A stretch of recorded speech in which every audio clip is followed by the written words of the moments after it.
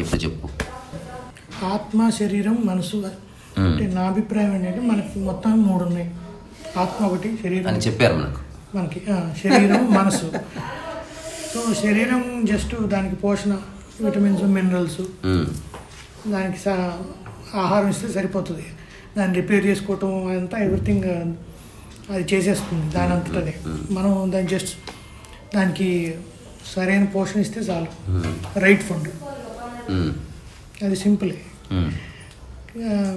మీరు అన్నట్టు ఈ ప్రకృతి సంబంధించిన అన్ని విషయాలు. కానీ ఇక్కడ ఆత్మతో ప్రాబ్లం లేదు, శరీరంతో ప్రాబ్లం లేదు. ఆత్మ ఏమీ చేయదు, అలా ఉంటుంది. దాని గురించి మనం పట్టించుకోవాల్సిన పని లేదు. శరీరం కూడా పెద్ద, అది వెరీ సింపుల్. సమస్య అంతా మనసుతోనే వచ్చింది ఇక్కడ మనందరికీ. సో అయితే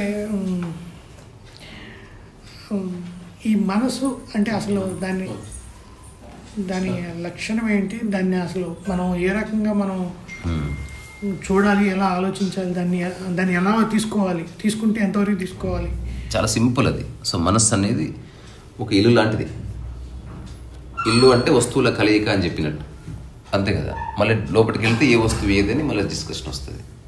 అట్లనే మనసు అంటే ఆలోచనల కలయిక, అంతే. If there is no thought, there is no mind.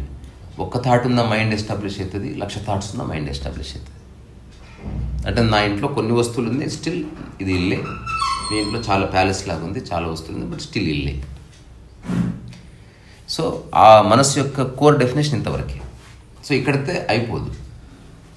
ఇప్పుడు మన ఇంట్లో కిచెన్లో మీ వస్తువులు ఉన్నాయి, పక్కింటి వాడు కూడా వస్తువు వచ్చింది అనుకో. కిచెన్లో ఉన్న మీకు స్పష్టంగా తెలుసు ఇది నాది కాదు, ఇది నాది అని. అట్లా మీ మనసులో ఉన్న వేవేల ఆలోచనల్లో నావి అన్న ఆలోచనలు కొన్ని ఉంటాయి, మిగతావి జనరల్ ఆలోచనలు బోళ్ళని ఉంటాయి. సో ఎవరైతే మనసు యొక్క మూల ప్రవృత్తిలోకి తొంగి చూశారో వాళ్ళు స్పష్టంగా ఓ నిర్ధారణకు వచ్చారు, ఆలోచనలతో సమస్య లేదు, నావి అన్న ఆలోచనలతోనే సమస్య అన్నది. ఇప్పుడు నాది, నేను, నా అన్న ఈ ఆలోచనను ఎట్లా పోగొట్టుకోవాలి అన్నది ఆధ్యాత్మిక సాధన ప్రయాణం అంతా కూడా. So how to drop this I అంటే పోగొట్టుకోవటం అనే కన్నా కూడా వాటిని అట్లా అన్వేషణ స్టార్ట్ అవుతుంది. అది ఉంటే కదా పోగొట్టుకోవడం, కానీ తర్వాత తెలుస్తుంది. ఇప్పుడు నాకు కోపం ఉంది, పోవాలంటే కోపం అనేది నాన్ ఎగ్జిస్టెన్షియల్, జెలసీ అనేది నాన్ ఎగ్జిస్టెన్షియల్ అని తెలుసుకున్న రోజు దాంతో పోరాడు. మనం డిస్కస్ చేసేది ఏంటి, అసలు ఇట్లా వస్తుంది అది. సో ఏకాంతంగా మనం చూస్తే, ఇప్పుడు నేను ఒక చెట్టును చూశాను, నాతో పాటు 10 మంది చూశారు. అందరికీ చెట్టు కనిపిస్తుంది, అందరూ వాళ్ళ కళ్ళతో చూస్తున్నారు, బట్ వాళ్ళ బ్యాక్గ్రౌండ్లో ఏమేం కథ నడుస్తుందో ఎవరికి తెలియదు. ఈ చెట్టుని ఎత్తుకపోవాలని ఆలోచించవచ్చు ఒకటి. ఇంకొకటి ఇలాంటి చెట్టే మా ఇంట్లో ఉంది, కానీ మన ఇంట్లో చెట్టే బాగుంది అని ఆలోచించవచ్చు. ఇంకొకడు మా ఇంటి చెట్టు కంటే అది బాగుందని ఆలోచించవచ్చు. ఇంకొకడు మా జాతీయ ఫ్లాగ్ కలర్, మా పార్టీ ఫ్లాగ్ కలర్ అది అని ఆలోచించవచ్చు. ఒకటి చెట్టు బొమ్మ వేస్తే సేల్ అవుతుంది అని ఆలోచించవచ్చు.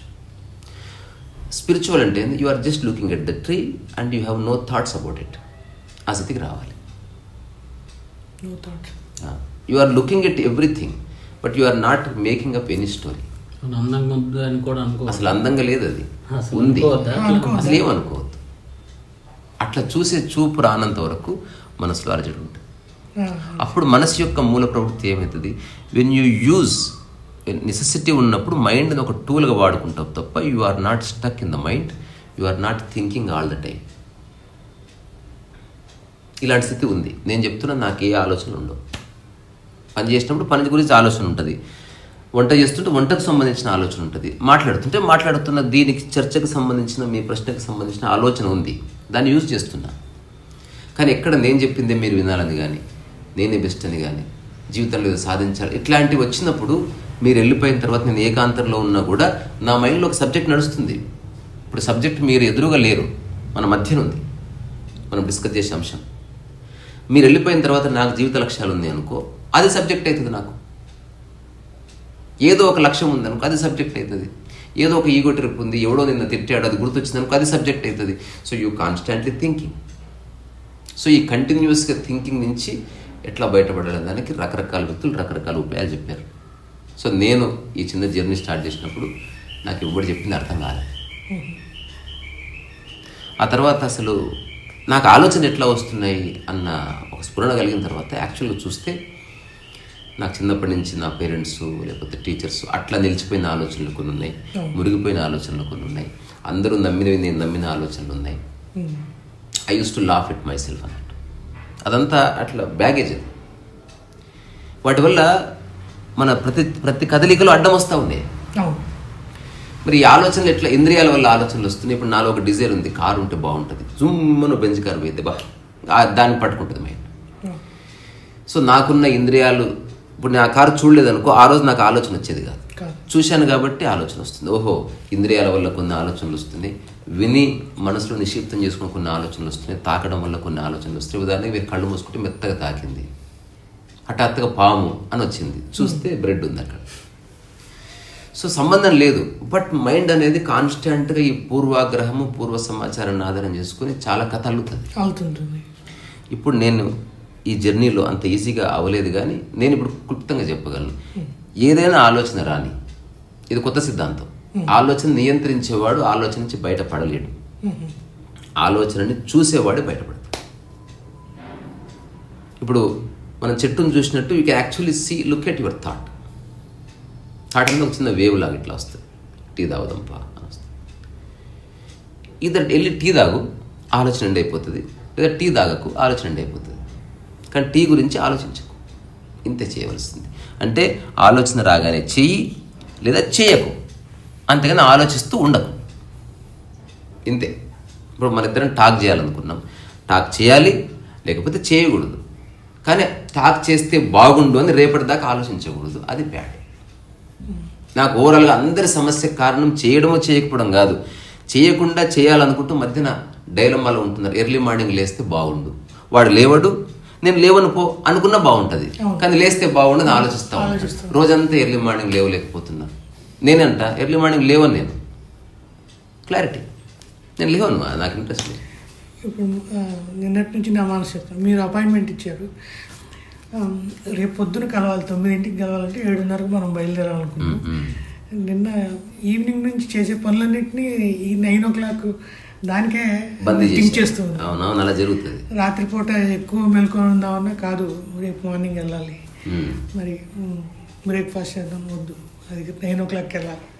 సో ఇలా అంటే ఈ విషయమే కాదు, ప్రతి విషయంలో ఆ టార్గెట్ విషయాన్ని మనసు చేసుకొని అన్ని దానికి ఆధారభూతంగానే అలా జరుగుతుంది. ఇప్పుడు ఈరోజు నాకు ఈవినింగ్ ఈవెంట్ ఉంది, 4:30 బేస్ చేసుకుని అన్ని పనులు చేయొచ్చు. కానీ అంత ఇంపెక్కబుల్గా ప్లాన్ చేయాల్సింది ఏముండదు, కొంచెం అటెండ్ ఏం కాదు మనం అనుకుంటాం. కానీ ఎవ్రీ మినిట్ అట్లా ప్లాన్ ఎవరు చేసుకోలేడు. మనం ఓవరాల్గా రోజులో ఒక 10 అపాయింట్మెంట్స్ లేదా 10 షెడ్యూల్స్ పెట్టుకుంటే ఎక్కువ, ఈవెన్ బిల్ గేట్స్ అయినా అంతకంటే ఎక్కువ మైండ్ భరించలేదు. ఈ 2 నిమిషాలు ఇది చేస్తాను, ఈ 2 నిమిషాలు ఇది చేస్తాను, ఆ నెక్స్ట్ 30 seconds రెస్ట్ బ్రేక్ అని ఎవడు అనుకోడు. సో పెద్ద అంత కాంప్లికేట్ ఏం కాదు. ఈ 9 లోపు మనం ఏంది, మనం ఒక గూట్లో పుస్తకాలను సర్దినట్టు మన షెడ్యూల్ అడిగి జరుపుకోవచ్చు. ఓన్లీ జాబ్ ఒక్కటే కంపల్సరీ అని ఉంటుంది తప్ప 8 hours అక్కడ ఉండాలి కాబట్టి దానికి అటు ఇటు మనం ప్లాన్ చేసుకుంటున్నాం. అదర్వైజ్ జనరల్గా మనం కలిసే మీటింగ్స్ అంత గొప్పగా ప్లాన్ చేసుకోక్కర్లేదు. దానికి అటు ఇటు 7 మార్నింగ్ నుంచి ప్లాన్ చేసుకోవచ్చు అనుకోండి, ఒక 1 day ముందు నుంచి అక్కర్లేదు.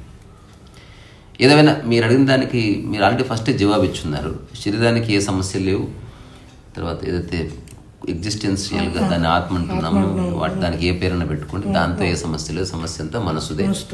ఈ టెడెక్స్ టాక్లో నేను చెప్పింది అదే, అందరూ అంటే ఆలోచింపజేసిన స్టేట్మెంట్ అని చెప్పారు. నేను చెప్పాను, అది నా జీవిత ఆదర్శం. అది ఊరికే డైలాగ్ లాగా త్రివిక్రమ్ లాగా చెప్పింది కాదు అది. అంటే ఈ భూమి మీద నుంచి మనస్సుని పక్కకు జరిపితే అంత బాగానే ఉంది. నేను నా మనసుని పక్కకు జరిపాను. మనసుని పక్కకు జరిగితే ఏమేమి పడిపోయినాయి, ఎన్నో పడిపోయినాయి. అంబిషన్ పడిపోయింది, లేకపోతే ఒక గోల్ పడిపోయింది, లేదా ప్రూవ్ చేయాల్సిన పెయింటింగ్ ఒక అంశం పడిపోయింది, సిద్ధాంతం పడిపోయింది, నీవు నేను పడిపోయింది, నేను అన్నది పడిపోయింది. ఏముంది ఇప్పుడు మిగిలింది అంటే జస్ట్ ప్యూర్ వర్క్ మిగిలింది. ప్యూర్ వర్క్ మిగిలింది అంతే. ఒక ఫ్లవర్, ఇప్పుడు మనం పూల పార్క్ నుంచి వచ్చేసాం, రేపు పొద్దున ఒక ఫ్లవర్ ఓపెన్ అవుతుంది. ఈరోజు అంతా జరుగుతుంది work, something is happening. That is pure nature of work. అందులో ఎక్స్పెక్టేషన్ కానీ, సిద్ధాంతం కానీ, ఈ పక్కనున్న పూల కంటే నేనే బాగుండాలన్న తత్వం కానీ, పక్క పువ్వు బాగా వస్తే ద్వేషం కానీ జెలసీ కానీ ఏమి ఉండదు. ఒకవేళ సారం దొరకకపోతే తక్కువ ఓపెన్ అవుతుంది, సారం దొరికితే ఎక్కువ ఓపెన్ అవుతుంది. No complaint. అట్లా మన మనసు ఉందనుకో, అదే బ్యూటిఫుల్ థింగ్ అనమాట. అక్కడికి ఎట్లా రావాలన్నది కొన్నిసార్లు పుస్తకాలు సాయం చేయొచ్చు, కొన్నిసార్లు గురువులు వాళ్ళు ఇచ్చిన ప్రవచనం సాయం చేయొచ్చు.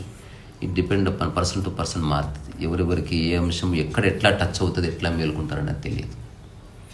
అది ఖచ్చితంగా చెప్పాలి. ఇప్పుడు మేము మామూలు ఉన్నాము.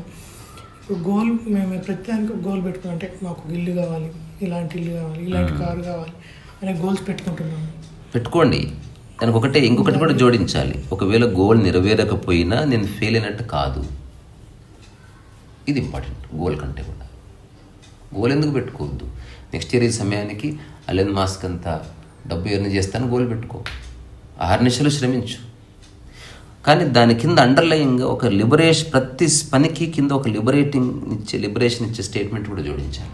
జోడిస్తే ఇంకా మనం ఏం చేయట్లేదు అన్న. అట్లే ఉండదు, వదిలేస్తున్నాం. అలాంటి లిబరేషన్ ఇచ్చితే అదే అంటున్నా, అక్కడ ఇబ్బంది వస్తుంది. అంటే నిజంగా లిబరేషన్లోనే రియల్ వర్క్ జరుగుతుంది. మనకు దాని బ్యూటీ తెలియకుండా మనకి జాబులు చేసి ఎవడో పక్కన పైనుంచి అథారిటీ హెచ్ఆర్ చెప్తేనే ఎవడో ఏమవుతుందంటే, మేము ఇప్పుడు పొద్దున్నే 7 లేచి రెడీ అయిపోతున్నాం అంటే 9 ఆఫీస్లో 9 లేకపోతే 9:30 అక్కడ వాడు అడుగుతాడు, అంటే ఎందుకు లేట్ వచ్చావు అది అని. సో దాని ఏదో కంపల్షన్ ఉండటం వల్లే మనం పనిచేస్తున్నాం అనేది అర్థం చేసుకున్నాం. అవును, అసలు ఇప్పుడు మనం లేకపోతే నేను ఎలాబొరేట్గా కొన్ని విషయాలు చెప్తున్నాను. చేయలేకపోతే ఫస్ట్ ఆఫ్ ఆల్ మీరు చేసేది పని కాదు, కంపల్సివ్ మైండ్ అయిపోయింది అనిపిస్తుంది. మీరు చేసేది పని కాదు, job. So duty, job and work, ఈ 3 వేరే వేరే. అవునా? డ్యూటీ అంటే ఇష్టం ఉన్నా లేకున్నా చేసేది. ఫర్ ఎగ్జాంపుల్ జాతీయ గీతం వచ్చినప్పుడు లేచి నిలబడాలి, రెడ్ లైట్ పడితే ఆగాలి. ఇది duties. Whether you like it or you don't like it, you have to do it. Duty. అందుకే మనకి ఇండియన్ కాన్స్టిట్యూషన్లో కూడా ఫండమెంటల్ డ్యూటీస్ ఉంటాయి. You have to do it. బాత్ కథం. జాబ్ అన్నది ఏంటి? బికాజ్ నీకు నెసెసరీస్ ఉన్నాయి కాబట్టి, నీడ్స్ అవసరం కాబట్టి వాటిని ఫుల్ఫిల్ చేసుకోవడానికి చేస్తున్నావు. You are not meant to do a job. ఎవరికి జాబ్ ఇష్టమే చేయరు, అందరికి డబ్బులు అవసరమే జాబ్ చేస్తున్నారు. జాబ్ ఒక మాధ్యమం, జాబ్ నీ లక్ష్యం కాదు. ఒకవేళ మీరు ఇప్పటి నుంచి 1 అవరే రాండి, మీకు ఫుల్ శాలరీ ఇస్తామంటే అందరు 1 అవరే పోతారు. అసలు మీరు పని చేసిన చేయకపోయినా ఇంట్లో ఉన్న శాలరీ ఇస్తామంటే ఎవరు పోరు.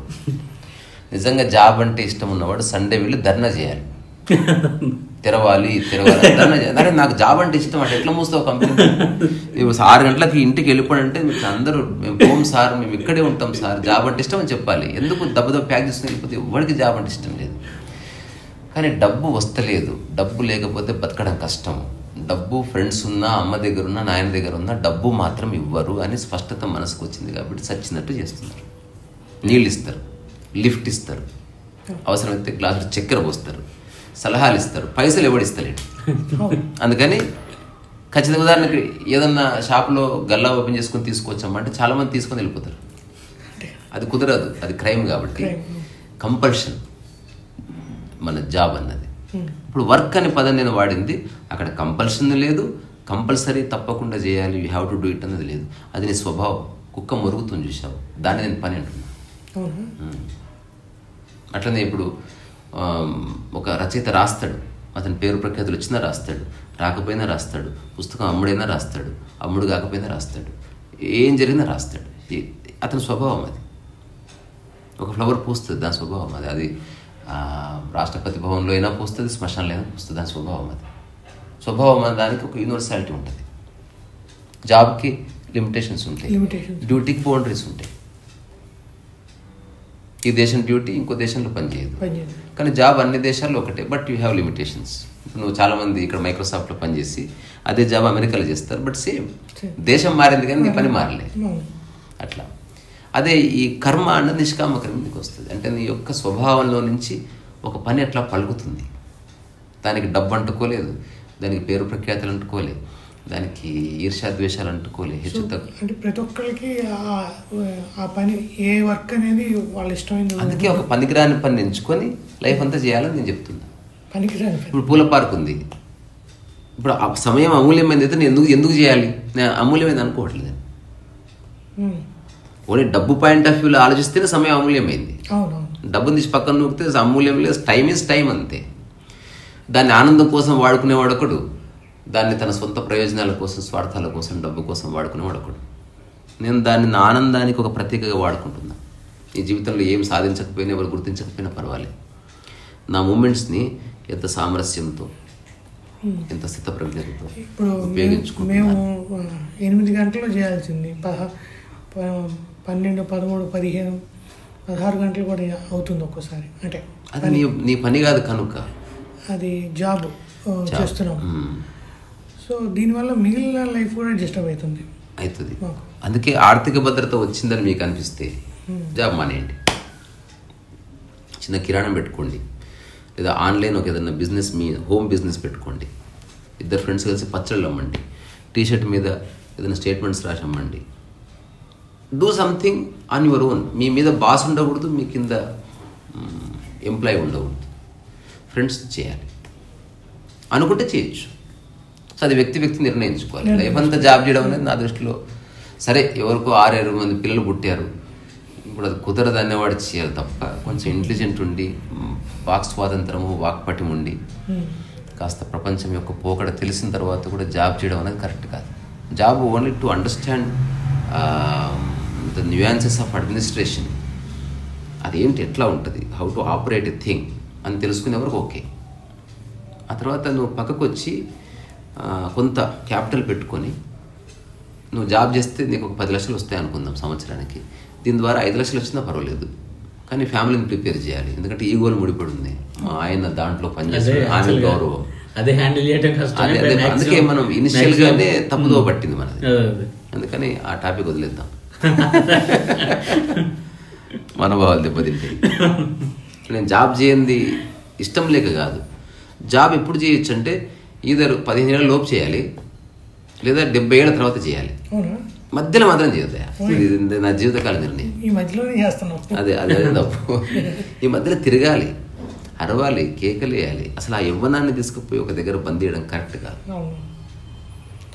అయితే ఇప్పుడు ఈ మనసు అనేది ఫోకస్ చేయడం అనేది కొంచెం రావట్లేదు.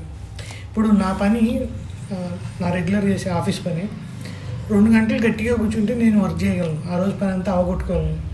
కానీ వేరే వాళ్ళు డిస్టర్బ్, అంటే వేరే వాళ్ళు ఏదో మీటింగ్ పెట్టడం వల్ల, వాళ్ళు క్వశ్చన్స్ అడగడం వల్ల బాగా డిస్టర్బ్ అయిపోతున్నాం. నేను బేసిక్లీ ఉద్యోగం అంటేనే ఇట్స్ ఎ ప్యాకేజ్. నేను దీనికి సరదాగా ఒక ఎప్పుడు ఎగ్జాంపుల్ ఇస్తా. అరటిపండు కొన్నవా తొక్క కూడా వస్తుంది. నేను తినేది అరటిపండే, అది అమ్ము అంటే కుదరదు. ఉద్యోగం అన్నవా స్ట్రెస్ వస్తుంది, ఉద్యోగం అన్నవా సబ్ఆర్డినేట్స్ ఉంటారు, ఉద్యోగం అన్నవా హెచ్ఆర్ ఉన్నాడు, ఉద్యోగం అన్నవా ఎప్పటికప్పుడు మన రూల్స్ అండ్ రెగ్యులేషన్స్ ఉన్నాయి, ఖచ్చితంగా ఉంటాయి. You have to accept it. See, ఇష్టము అయిష్టముకి సంబంధం లేకుండా చేయాలి దాన్ని, అది అవసరం నీకు. ఇప్పుడు హాస్పిటల్లో సూది గుచ్చించుకుంటాడు, ఇష్టం లేదు అయిష్టం లేదు, గుచ్చించుకుంటే పని అవుతుంది. ఉద్యోగం గుచ్చుకున్న సూది, అది రోజు గుచ్చుకోవాలి, పోవాలి. అది ఇంకా ముడ్డికి ముళ్ళు గుచ్చుకోవడం లాంటిది. నువ్వే గుచ్చుకున్నావు, దాని యొక్క మొత్తం ప్యాకేజీని అంతా తీసుకోవాలి, అప్పుడు ఏ సమస్య లేదు. ఇది మనసు ఫోకస్ అనేది బేసికల్గా ఒక అనారోగ్య చేష్ట. You should never focus. అదే చెప్తున్నా, మీకు లక్ష్యాలు నేర్చుకోవడానికి ఫోకస్ అక్కర్లేదు, తక్కువ సమయంలో నేర్చుకుంటే ఫోకస్ కావాలి. ఇప్పుడు సైకిల్ నేర్చుకోవడానికి ఏం ఫోకస్ అక్కర్లేదు. సైకిల్ నేను 2 నెలల్లో నేర్చుకోవాలంటే ఫోకస్ కావాలి. ఆ ఫోకస్కి మనం కాన్సన్ట్రేషన్ అని అంటున్నాం. అంటే ఇట్లా తిప్పి మనం కెమెరాలో జూమ్ చేసి ఒకదాన్ని చూస్తాం కదా, అంటే మొత్తం చుట్టుపక్కలంతా బ్లర్రీ అయిపోయి ఒకదాన్ని ఎక్కువ చూస్తున్నాం. సో ఇది ప్రపంచంలో అనివార్యం అయిపోయింది. బికాస్ టైమ్ ఈజ్ మనీ, పరిగెత్తు, త్వరగా నేర్చుకో. కానీ ఇంకా ఎన్ని సంవత్సరాలు నేను సెటిల్ కాలేదు, ఇట్లాంటి మాటలు విని మనం చిరాకు దొప్పి త్వరగా నేను సెటిల్ అయిపోవాలి. దాంతో మైండ్లో స్ట్రెస్ వచ్చేస్తుంది. ఇది ఎట్లుందంటే, మనం ఫిజికల్గా ఎప్పుడు స్ట్రెస్ తీసుకో. మీరు జిమ్కి వెళ్తే మీకు ఎంత బరువు మోస్తారో అంత బరువు మోస్తారు, అంతే. పెద్ద ఉన్నా కూడా పోరు. కానీ మైండ్ అనేసరికి మైండ్కి ఒక అది విజిబుల్ రియాలిటీ కాదు, అది ఇంటాంజిబుల్, అది కనబడదు. అందుకని మనం ఏం చేస్తాం, యాక్సెప్ట్ చేస్తాం. ఆ తర్వాత చాలా నేను 2 నెలల్లో నేర్చేసుకుంటానని చెప్తాను. అసలు నేర్చుకోవడం ప్రక్రియ గురించి ఏ అవగాహన లేకుండా ఎట్లా చెప్తాం? అటు చెప్పకూడదు, కానీ చెప్పేశాం. నాకు ఎగ్జామ్స్ ఉన్నాయి, 3 monthsలో ఈ కోర్స్ అంతా చదివా. నీ దమాకి అంత పొటెన్షియల్ లేదే లేదు. నువ్వు ఎట్ట చదువుతావు? అప్పుడు నువ్వు స్టఫ్ చేయాల్సి వస్తుంది, బట్టి పెట్టాల్సి వస్తుంది, నీకు స్ట్రెయిన్ వస్తుంది, నీకు నిద్ర వస్తుంది, చదువుతుంటే దమా ఖరాబ్ అవుతుంది. అట్లా కాకుండా దీనికి రెండో పద్ధతి నేను చేస్తున్నది, లైఫ్ అంతా నేర్చుకుంటాను నిదానంగా. Slowly I grasp. When I don't understand I simply say I don't understand. అంటే ఫోకస్ అక్కర్లేదు. ఇక్కడ ఏంటి, అంటే ఆ యాక్టివిటీని ఎవ్రీడే చేయమని, ఎవ్రీడే వితౌట్ ఫెయిల్. ఆ విధంగా అర్థమయ్యేది అద్భుతంగా ఉంటుంది అన్నమాట. ఇప్పుడు ఉదాహరణకి ఒక గొప్ప స్థితి ఉంది ఆధ్యాత్మికతలో. ఏదైనా ఆధ్యాత్మిక గ్రంథం చదివి అక్కడ ఒక స్టేట్మెంట్ ఉంది, ఇది అర్థం కాలేదని చెప్పడం స్పిరిచువల్. నేను ఏదేమైనా అర్థం చేసుకుంటానడం egoistic. You should never force anything. అది వైలెన్స్ కదా. అది నువ్వు హంబుల్గా చెప్తే ఒక వ్యక్తి నాకు అర్థమైందండి అన్నాడు, ఇంకో వ్యక్తి నాకు అర్థం కాలేదు అన్నాడు. ఇద్దరు సేమ్ స్థితిలో ఉన్నారు ఆధ్యాత్మిక పరంగా. నేను ఏదేమైనా అర్థం చేసుకుంటా అనగానే వాడు ఈగోలోకి వచ్చేసాడు. So you never understand anything by force. అది మిమ్మల్ని పక్కదో పట్టిస్తుంది. ఎంతకాలమైనా పర్వాలేదు, ఎవ్రీడే ఐ అటెండ్. ఇప్పుడు మనం భోజనం ఎవ్రీడే అటెండ్ చేస్తాం, స్నానం ఎవ్రీడే చేస్తాం, యోగా ఎవ్రీడే చేస్తాం, లేకపోతే బట్ ఎవ్రీడే చేస్తే బాగుంటుంది. అంటే ఎవ్రీడే చదవాలి, కొంత ఎవ్రీడే ఇల్లు క్లీన్ చేసుకోవాలి, ఎవ్రీడే ఒక పాట నేర్చుకోవాలి. ఎవ్రీడే టచ్ చేస్తున్నావు అనుకో, అది మెల్లగా నీ స్వభావంగా మారుతుంది. నువ్వు శ్వాసిస్తే ఎంత హాయిగా ఉంటుందో రీడింగ్ కూడా అంత హాయిగా ఉంటుంది. మా బుచ్చారెడ్డి గారు everyday use to till death. మా తాతయ్య కూడా అంతే. ఎవ్రీడే కన్నారెడ్డి తాతయ్య, ఇట్లా ఒక బుక్ బుచ్చారెడ్డి గారు కన్నా మా తాతయ్య, మీరు బుచ్చారెడ్డి గారి గురించి మాట్లాడితే మా తాతయ్య గుర్తొచ్చారు. ఒకసారి బుక్ పట్టుకొని ఇట్లా చూశాడు అనుకో, ఒక 3 hours ఎటు ఉండదు మైండ్. మా తాతయ్య 4 లేచి ఒకసారి అడిగాను, సరే రోజు అవుతారు కదా అంటే, అది నా జీవన విధానం అని చెప్పాడు. నాకే ఎగ్జామ్స్ లేవు, నేను ఎవరికి ఏం ప్రూవ్ చేసుకోవాలనుకోవట్లేదు. ఇంకొక అద్భుతమైన విషయం రివీల్ అయింది అక్కడ. Even I'm not learning also, never learn. Because నాకు జీవితం అర్థమైపోయింది. వాడు బాగా రాయలేదని తెలుసుకున్నా నేను. వాడు ఇంకా బాగా రాసింటే బాగుండదు పెద్దవా అన్నాడు. కంక్లూషన్ వచ్చేసి నా లైఫ్లో నేను ప్రతిదీ నేర్చుకోవడానికి చదవం. అట్లా ఎప్పుడు ఎవడు చదవడు. నేను ఊరికే చదువుతున్నా, రైటింగ్ స్టైల్ని ఎంజాయ్ చేస్తే చాలా బాగా రాశాడు కుర్రాడు, nice. But there is nothing to learn. స్పష్టత చూడు ఎంత బాగుంది. మేము ఇది నేర్చుకొని దీని ద్వారా అంటే కుదరదు. అంత ఇంకోటి, మన మైండ్కి మన బ్రెయిన్కి అంత కెపాసిటీ లేదు. మన బ్రెయిన్కి అంత కెపాసిటీ లేదు. It cannot learn every dam thing. దానికి ఒక లిమిటేషన్ ఉంది. ఒకరు రోజంత ఇంజెక్ట్ చేస్తే మెల్లగా ఆ లోపల ఒక గ్రూవ్ ఏర్పడుతుంది, లెర్నింగ్ గ్రూవ్. ఒక 2-3 years ఎట్లయితే రోజంత వాటర్ పోస్తే చెట్టు ఇట్లా పెరిగి ఒకసారి రూట్ సెటిల్ అయిన తర్వాత బ్లాస్ట్ అయితే చెట్టు టప పెరుగుతుంది. ఇప్పుడు మొన్న చెట్లు కొట్టేసినాం, ఆకులు గీకులు. మేము పెట్టిన మొక్కలు ఇంత కూడా పెరగలేదు, కానీ కొట్టేసిన కొమ్మలు ఇంత వచ్చినాయి ఆల్రెడీ. కుప్పలు వచ్చేసినాయి ఆకులు గీకులు. అంటే రూట్ సెటిల్ అయిపోయింది. సో ఈ లెర్నింగ్లో రూట్ సెటిల్ చేయాలి. సంగీతం రోజు పాడాలి, రోజు ఒక రాగం వినాలి, రోజు ఒక రాగం వాయించాలి. ఒక couple of years తర్వాత అప్పుడు నీ మైండ్ ప్రిపేర్ అయ్యింది, నీ బ్రెయిన్ స్ట్రక్చర్ ప్రిపేర్ అయింది. ఎట్లయితే ఒక అమ్మాయి యవ్వనంలో ప్రిపేర్ అయిందో మ్యారేజ్ కోసం, ఆ తర్వాత చేసేయచ్చు. Now her body is ready for marriage. అదే నువ్వు 5 ఏళ్ళ అమ్మాయి నువ్వు త్వరగా పెద్ద అమ్మాయిగా అంటే స్ట్రెస్ వచ్చేస్తుంది. కొందరు హార్మోన్స్ ఇప్పించి అమ్మాయిని యవ్వనంలోకి తీసుకొస్తే ఆ తర్వాత వాళ్ళకి చాలా సమస్యలు వచ్చినాయి. సో అది ఆ ఎక్స్ట్రా ఫోకస్ కానీ లేకపోతే కాన్సన్ట్రేషన్ కానీ చెప్పుకోవడానికి ముద్దుగా ఉంటాయి మాటలు, కానీ అసలు యూ డోంట్ నీడ్ కాన్సన్ట్రేషన్. సమయం పక్కకు జరిగితే you don't need concentration. Everyday అన్ని అటెంప్ట్ చేయి. ఎవ్రీడే ప్రతిదీ నీవు ఏ అంశాలు ఎంచుకున్నావో 2 నిమిషాలు ఈరోజు నీకు ఏ ఓపిక లేదు, ఇట్లా ఊరికే చదివి 2 పేజీలు పక్కన పెట్టే అంతే. ఈరోజుకి అయిపోయింది పని. లైఫ్ అంతా చేయబోతున్నావు కదా, ఈరోజు 1 పేజ్ చదివినా ఏం కాదు. లైఫ్ అంతా యోగా చేస్తున్నావు, ఈరోజు అస్సలు సమయం లేదు, జ్వరం వచ్చింది, ఊరికి ఇట్లా అనుకో అయిపోయింది ఈరోజుకి యోగా, రేపు చేద్దాం. అట్లా కాకుండా 3 monthsలో యోగా అనగానే జ్వరం వచ్చినా చేయాలి, జ్వరం వచ్చిన రోజు చేయలేదు అనుకో అది గిల్ట్ వచ్చి అమ్మ డబ్బులు కట్టింది, జ్వరం వచ్చింది అమ్మ ఏదైనా చేయాలి 3 నెలలు అట్లా కుదరదు. మనం ఎప్పుడు పని పెట్టుకుంటాం అప్పుడే చాలా పనులు వస్తాయి. లైఫ్ అంతా అనుకో ఎక్కడన్నా చేయొచ్చు యోగా, ఎక్కడన్నా చదువుకోవచ్చు. అప్పుడు మీ జీవితం పూర్తి మీ పరిధిలో ఉంటుంది. మీరు అట్లా కొంతకాలం జీవిస్తే చుట్టుపక్కల వాళ్ళకి నిశ్శబ్దంగా సందేశం వెళ్ళిపోతుంది. వాడు ఎక్కడికి వచ్చినా వాడు 2-3 అవర్స్ చదువుకుంటాడు, వాడు యోగా చేసుకుంటాడు, వాడు మన జోలికి వచ్చేవాడు కాదు, వాడు కుటుంబ విషయాలు మాట్లాడు, మన విషయాలు చెప్పినా వాడు వినడు, వాడు చక్కటి భోజనం పెడితే తింటాడు, భోజనం లేకున్నా బయట తింటాడు. ఇది నో న్యూసెన్స్ గై అని వాళ్ళకి తెలిసిన రోజు యూ లిబరేట్ అయిపోతుంది. అందుకని న్యాచురల్ ఫోకస్ ఈజ్ ఇంపార్టెంట్.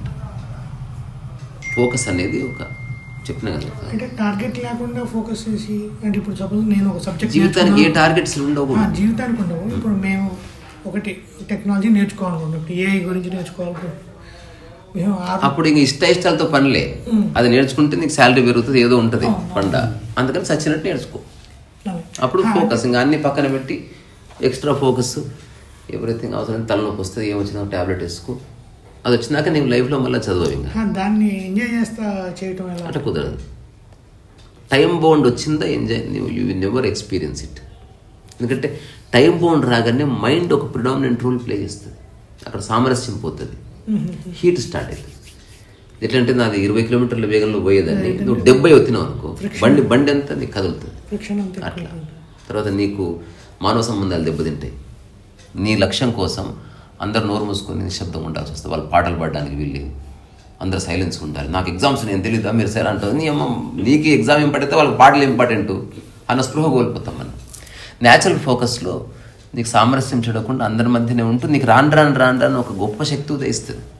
నీ పక్కన పెండ్లి అవుతుంది, టమ్మటమ్మ శబ్దాలు వచ్చినాయి, you simple read, A disturbance ఉండదు. ఇది న్యాచురల్ ఫోకస్ అంటే అది చెదరదు, అది వస్తుంది. అది ఎప్పుడు వస్తుంది? జీవితకాలం చేయాలనుకుంటేనే వస్తుంది. లిమిటెడ్ టైంలో చేయాలంటే ఎప్పటికి రాదు. ఇప్పుడు నేను పుస్తక రచన జీవితకాలం ఎందుకంటున్నా, రాయగా నాకు దాంట్లో ఒక ఈజ్ వస్తుంది. అంటే పుస్తకం రాయడం అన్నది మాట్లాడినంత లేదా స్నానం చేస్తుంటే ఈపు రుద్దుకున్నంత సులభం. అదర్వైజ్ వేరే వాడికి it may take 1 year 2 years పిచ్చెక్కుతుంది మా రాయాలంటే. అంటే వాడు న్యాచురల్ ఫోకస్ రావాలి, నాకు దృష్టి పెట్టాలి, కొంచెం కాన్సన్ట్రేషన్ వస్తలేదు అట్లా. సో ఈ న్యాచురల్ ఫోకస్ అనేది it's beyond like and dislike ఏర్పడుతుంది when you do everyday. Beyond dislike మీరు చెప్పారు, అదే నేను ప్రయత్నిస్తున్నాను. ఇప్పుడు వైలిన్ కూడా మా అబ్బాయికి నేర్పిస్తున్నాను. సో వాటితో పాటు నేను కూడా సాధన చేయడానికి ట్రై చేస్తున్నాను. వచ్చినా రాకపోయినా ఓకే అనుకొని పట్టుకో. అలాంటివి ఏర్పాటు. అందుకే ఉద్యోగానికి లింక్ పెట్టకు దానికి. నీ ఉద్యోగానికి ఆనందానికి నీ ప్రశాంతత లింక్ పెట్టినవద్దు, అది నీ అవసరం. అక్కడ దమాక్ ఖరాబ్ అయినా చెయ్యి, అక్కడ నువ్వు మెచ్చుకున్నా చెయ్యి, రిప్రైజల్ అయినా చెయ్యి, కంటిన్యూ డూయింగ్ ఇట్, దానికి సంబంధం లేదు. ఇది వేరే కదా, మనం డిస్కస్ చేసేది పూర్తిగా ఆధ్యాత్మిక విషయం గురించి. ఉద్యోగం అనేది అది దాన్ని అవుట్ ఆఫ్ ఫోకస్ చేయాలి మనం. ఇప్పుడు మరి నెక్స్ట్ వచ్చి ఒక వస్తువు, మనిషి, సిచ్యువేషన్ని చూడటం ఎలా? చూడటం ఇన్ ద సెన్స్ అంటే ఇప్పుడు ఒక వస్తువు నా ఫేవరెట్, నాకు కాదు, అట్లాంటి ఫీలింగ్స్ ఉంటాయి, మనుషులు ఉంటాయి. మనిషి అయితే వీడు కోపంగా మాట్లాడతాడు, మనసు అంటేనే భేదభావము క్రియేట్ చేసేది. నన్ను ఎప్పుడు ప్రశ్నలు అడుగుతాడు, క్వశ్చన్ నన్ను పెద్దాన్ని చూస్తాడు, అట్లా ప్రశ్నిస్తాడు. సిచ్యువేషన్ అదే మీరున్న దాంట్లో ఒక అంతర్లీన ఒక అంశం ఉంది, గమనిస్తే దొరుకుతుంది. ఎక్కడ వ్యత్యాసం ఉందో అక్కడ మనసు చాలా స్ట్రాంగ్ పనిచేస్తుంది. ఎక్కడ సమానత్వం ఉందో అక్కడ మనసు డిసైడ్ అయిపోతుంది. ఇప్పుడు అన్ని వస్తువులు ఒకటేనా ఇంట్లో? కాదు. అంటే ఒకవేళ అవును అనుకున్న స్పృహ కలిగితే మీ లైఫ్లో నుంచి స్ట్రెస్ వెళ్ళిపోతుంది. అన్నిటి పట్ల మీకు సమాన శ్రద్ధ ఉంది, అక్కడ మైండ్ ఎండ్ అయిపోతుంది. బంగారానికి ఓవర్ ఇంపార్టెన్స్ ఇచ్చి చీపు నిసిరి కొట్టేవనుకో, ఇదే నీ డిస్టర్బెన్స్ కారణం. అట్లా కాకుండా నీవు తీసుకునే ప్రతి వస్తువు నీకు ఈక్వల్ అని తెలుసుకుంటే సరిపోతుంది. ఈ సమశ్రద్ధ ఇదే సమశ్రద్ధ అంటే 5 రూపాయలది 100 రూపాయలది నీకు ఒకటే. ఆ రెండింటి పట్ల నీ శ్రద్ధ సేమ్ ఉండదు. దీనికి ఇచ్చే విలువ దానికి ఇస్తూ నీ శ్రద్ధ కొనసాగదు. నువ్వు 5 రూపాయల వస్తువుని గౌరవంగానే ట్రీట్ చేయి, 100 రూపాయల వస్తువుని గౌరవంగా ట్రీట్ చేయి. నీ శ్రద్ధ మారనీయకు. అదొక్కటి రానంత వరకు ఓన్లీ ఫిలసాఫికల్గానే అర్థం చేసుకోవాల్సి ఉంటుంది. ఇప్పుడు నేను మా ఇంట్లో చీపురు ఎంతో, నా వైలిన్ అంతే. నాకు చీపురుని గౌరవిస్తాను, చీపుల్ని ఇష్టపడరు అస్సలు దేన్ని. చీపురు పని అయితే వైలిన్ చేసే పని చీపురు చేయలేదు, చీపురు చేసే పని వైలిన్ చేయలేదు. ఇంకా ఫ్రాంక్గా చెప్పాలంటే చీపురు అనేది మోర్ వర్క్ చేస్తుంది వైలిన్ అంటే. సో ఐ రెస్పెక్ట్ అట్లా. అలాగని నేను అన్నింటినీ కలిపేయట్లే, వైలిన్ చీపురు సమానం అన్నట్లే. చీపురు తక్కువ ధర, అది వేరు, దాన్ని అవసరమైతే ఇట్లా ఇసిరేసినా ఇనిగిపోదు. వైలిన్ వెరీ డెలికేట్, అందుకని దానికి తగ్గట్టు ప్రవర్తన. మళ్ళీ మెకానికల్గా అనుకో అన్ని మెల్లగా పెట్టడం అట్లా కాదు, దేన్ని ఎట్లా ట్రీట్ చేయాలో అట్లా ట్రీట్ చేస్తూ నా శ్రద్ధ ఒకటే. ఇది ఎప్పుడైతే నాకు ప్రాక్టికల్గా తెలిసిందో నా మైండ్లో ఒక రకమైన సహజత్వము, ఒక సామరస్యము న్యాచురల్గా ఎస్టాబ్లిష్ అవ్వడం నేను చూశాను. ఇది అత్యంత దగ్గర దారి. నేను మీరు 100లో ఉంటే నేను ఒక 5-6లో ఉన్నాను ఇప్పుడు. పర్వాలేదు. ఇప్పుడు చిన్న ఎగ్జాంపుల్ ఇస్తే అర్థమైపోతుంది. ఒకప్పుడు చైనా బజార్ అని ఉండేది, ఏ వస్తువు తీసుకున్న 65 రూపాయలే. తద్వారా థింకింగ్ అక్కర్లేదు. మీరు అక్కడ ఏ ప్రశ్న అడగొచ్చు, ఒక్క ప్రశ్న అడగరు, దీని ధర ఎంత, ఈ ప్రశ్న డిసైడ్ అయ్యి. సమస్య రాగానే ఈ వ్యత్యాసాలు పోవడం వల్ల చాలా ప్రశ్నలు పడిపోతాయి. మీరు ఫస్ట్ స్థిరపడుతుంది మైండ్. అప్పుడు ఎవ్రీథింగ్ ఈజ్ ఇంపార్టెంట్, దేని యూనిక్నెస్ దానికి ఉంది అని తెలుసుకున్న రోజు ఇక హెచ్చు తగ్గులు ఉండదు. మనస్సు ఒక రకంగా పనిచేస్తుంది, ఒక రకంగా ఆలోచిస్తుంది, ఒక రకంగా చూస్తుంది. అక్కడి నుంచి మీకు చాలా విషయాలు తెలుస్తాయి over the period of time. మీరేం ప్రయత్నం చేసినా చేయకుండా సమస్య రాగానే చాలా సర్దుకుంటాయి. సో దీన్ని సెట్ చేస్తే చాలా సెట్ అయింది. ఇప్పుడు ఒక వ్యక్తి నాకు వ్యతిరేకంగా మాట్లాడతాడు, సపోజ్, అలాంటి దాన్ని నేను ఎలా, ఇప్పుడు అతను ఓకే అనుకో, ఏం కాదు, ఇంకా బాగా మాట్లాడచ్చు. అంటే అతని స్వభావం అది. అదే నువ్వు అతని ట్రాప్లోకి ఎందుకు వెళ్తున్నావు? అరే అనుకోనిలే, నీ ఎగ్జిస్టెన్స్కి ఏమన్నా ప్రాబ్లం వస్తుందంటే ఫైట్ చేయి, అదర్వైజ్ టేక్ ఇట్ ఈజీ. నేనైతే సినిమాలో రవితేజ డైలాగ్ ఉంటుంది, పూరి జగన్నాథ్ చాలా బాగా రాశాడు, నువ్వు 99 సార్లు ఉమ్మిచ్చినా తుడుచుకొని వెళ్ళిపోతా, నాకేం సమస్య. కానీ నీ వల్ల నా లైఫ్కి, నా ఎగ్జిస్టెన్స్కి ప్రాబ్లం ఉందని తెలిస్తే నేను చంపి పాడదొబ్బుతాను. You do whatever you want, I have no problem. But నేను చేస్తున్న పనికి అడ్డొచ్చావు అనుకో, నాట్ యాక్సెప్టబుల్. దోమ అక్కడ తిరిగితే ఓకే, నాకేం ప్రాబ్లం లేదు. కుక్క బయట మురిగితే ఓకే, నాకేం ప్రాబ్లం లేదు. చెవులు వచ్చి మురిగింది అనుకో, డూ సంథింగ్. సో అట్లా వాడేదో అనుకుంటున్నాడు, అనుకోని రాదు, అనుకునే స్వేచ్ఛ ఉంది అనుకోని. కానీ నువ్వు ఏదైనా చేస్తుంటే నీ చెయ్యి ఆపి, లేదా నీ ఉద్యోగం పోయేటట్టు చేశాడు, లేదా నీ మానవ సంబంధాలు దెబ్బతినే ప్రయత్నం చేస్తున్నాడు, అట్లాంటప్పుడు రియాక్ట్. అది legitimacy. You have every right to react. అవసరమైతే మూతి పని రాలకుంటు, కానీ ఊరికే రియాక్ట్ అవ్వడం వల్ల ఏ ఉపయోగం లేదు. పొద్దుగా తిట్టుకోవడం వల్ల మనసులో ఏ ఉపయోగం లేదు. వాడికి నేనైతే చెప్తాను, అదే బొమ్మరిలో డైలాగ్ ఉంటుంది, జెనీలియా వెళ్ళి ఓ ఎవరినో క్లాస్మేట్ని, నువ్వేనారా నా బొమ్మేసింది, నువ్వేనారా అని లాక్కొస్తే వాడు ఫుల్ భయపడతాడు, మంచిగా ఎగ్జాక్ట్లీ ఐ డూ దట్. నాకు యూట్యూబ్లో చాలామంది ఎప్పుడన్నా గౌరవిస్తూనే తిడుతూ కామెంట్ పెడతారు, ఇంకా నన్ను అనడానికి ఏం లేదు. నేను ఏం చెప్తానంటే, బాగా రాసావు, ఇంకా రిఫైన్డ్గా రాయి, బాగుంటుందని చెప్తాను. నువ్వు ఎలా ఉన్నావు అలాగ ఉండవు, keep criticising me. If that is giving you happiness, నేను దానికి అడ్డుదాను, కంటిన్యూ, ఇంకా తిట్టు. నేను చూస్తాను, మిమ్మల్ని సరిగ్గా అర్థం చేసుకోలేము అనుకుంటాను అంతే. సి నా పని నేను చెప్పడమే, I genuinely I'm living a beautiful life. ఎవడో అన్నదంతా మాత్రం నా మానసిక ప్రశాంతత దెబ్బతినదు. అట్లా కాకుండా ఎవడన్నా ఒక వ్యాలిడేషన్, ఒక రియల్ పాయింట్ చెప్పాడు అనుకో, అది ఎవరైనా యాక్సెప్ట్ చేస్తారు. ఇప్పుడు నాకు నేను అప్పుడు తనిఖీల బర్ని ఇట్లాంటి ఒకరితో ప్లీజ్ లైక్ షేర్ సబ్స్క్రైబ్ కాంతిరేసే ఛానల్ నాకు చెప్పించాను ఒకసారి. ఒక ఫ్రెండ్ యూసుఫ్ అని ఒకసారి కలిసాడు అంతే. అప్పుడప్పుడు ఫోన్ చేసుకుంటాం. నేను ఎప్పుడు బుక్ ప్రింట్ చేసినా ఫస్ట్ అతనికి వెళ్ళే కాపీస్లో అతను కూడా ఒకటి వెళ్తుంది. జీవితకాలం నువ్వు ఎన్ని పుస్తకాలు రాస్తావు అన్ని పుస్తకాలు నా దగ్గర రావాల్సిందే. సో నేను పుస్తకం రాస్తున్నానంటే 700 పంపించేస్తాడు. అది ఇంకా ప్రింట్ అవ్వాలి, నేను రాయాలి, ఈ పుస్తకానికి నువ్వు ఎప్పుడైనా పంపించుకుంటాడు. సో అటువంటి ఒక హెల్తీ ఫ్రెండ్షిప్ ఉంది. ఎప్పుడు ఫోన్ చేయని వ్యక్తి ఫోన్ చేసి, అది చూశాను తనిఖీల బర్ని గారితో లైక్ షేర్ సబ్స్క్రైబ్ చెప్పించావు, మనకెందుకు భయ్యావన్నీ అని. నేను exactly I felt the same. నేను ఎవరిని అడగొద్దు అనుకుంటున్నా, లైక్ షేర్ సబ్స్క్రైబ్. నా దగ్గరికి ఎవడో ఫ్రెండ్ వచ్చాడు, నువ్వు లైక్ షేర్ సబ్స్క్రైబ్ పెట్టాలి అన్నాడు. అప్పటికి నాకు క్లారిటీస్ ఏం పెట్టట్లేదు. సరే నువ్వు భోజనం చేసావా, సరే పెట్టిన తర్వాత వెళ్ళి చేయగడుక్కో అరే ఏదిరా పోయి నువ్వు అది కూడా చెప్తున్నావు. చూసావా, తిన్న తర్వాత చేయగడుక్కోలేదు ఎట్లా తెలుసో, ఛానల్ బాగుంటే లైక్ షేర్ సబ్స్క్రైబ్ చేసుకుంటారు అని నాకు అర్థమైంది. నేను ఎవరిని అడగను, నేను నా విషయాన్ని ప్రజెంట్ చేయడం నా పని తప్ప ఇది మీరు మెచ్చుకోండి అని మళ్ళీ ఆ ట్రాప్లో పడదలుచుకోలేదు. ఇంకొకటి, ఎవ్వరు చూసేవాళ్ళు లేరు, స్టిల్ ఐ కంటిన్యూ. కోట్ల మంది చూస్తున్నారు, స్టిల్ ఐ కంటిన్యూ. ఆ ట్రాప్లో ఇరుక్కోకుండా ఉండడమే నా నా అవేర్నెస్ అంతా. ఇది ఒక ప్రయోగం. నా ఆధ్యాత్మిక అనుభవం అంతా నేను నా యూట్యూబ్లో టెస్ట్ చేసి చూస్తున్నా. మానవ సంబంధాలు, రకరకాల వ్యక్తులు స్పందిస్తారు. ఇప్పుడు నా కాన్షియన్స్ ఎట్లుంది, ఇది కరప్ట్ అవుతుందా, లేకపోతే ఎవడో వస్తాడు, కారున్నోడు వస్తాడు, లండన్ వస్తాడు, నేను దీన్ని బేస్ చేసుకుని ఏదైనా బిజినెస్ డెవలప్ చేస్తున్నాను, ఏదైనా అంటగడుతున్నాను నా ఫిలాసఫీని చూస్తున్నా నేను. సో నాకు మై కాన్షియస్ ఇస్ క్లీన్. ఇది నిరంతరం క్లీన్ పెట్టుకోవాలి. ఇల్లు క్లీన్ పెట్టుకున్నట్టు ఒక్కసారి క్లీన్ పెట్టుకుంటే లైఫ్ అంతా క్లీన్ ఉంటుంది అన్నట్లేదు కదా. సేమ్ బాడీ ఎట్లనో అంతకంటే సట్లెస్ట్ రెల్మ్ మైండ్ అన్నది. You should be aware all the time. ఎక్కడన్నా కరప్షన్లోకి ఎంటర్ కావచ్చు, ఎక్కడన్నా మాయ ఎంటర్ కావచ్చు. ఎందుకంటే నిరంతర ఎరుకలో ఉండడానికి ఉండవలసింది. అదే నిజమైన సాధన కాని సాధన.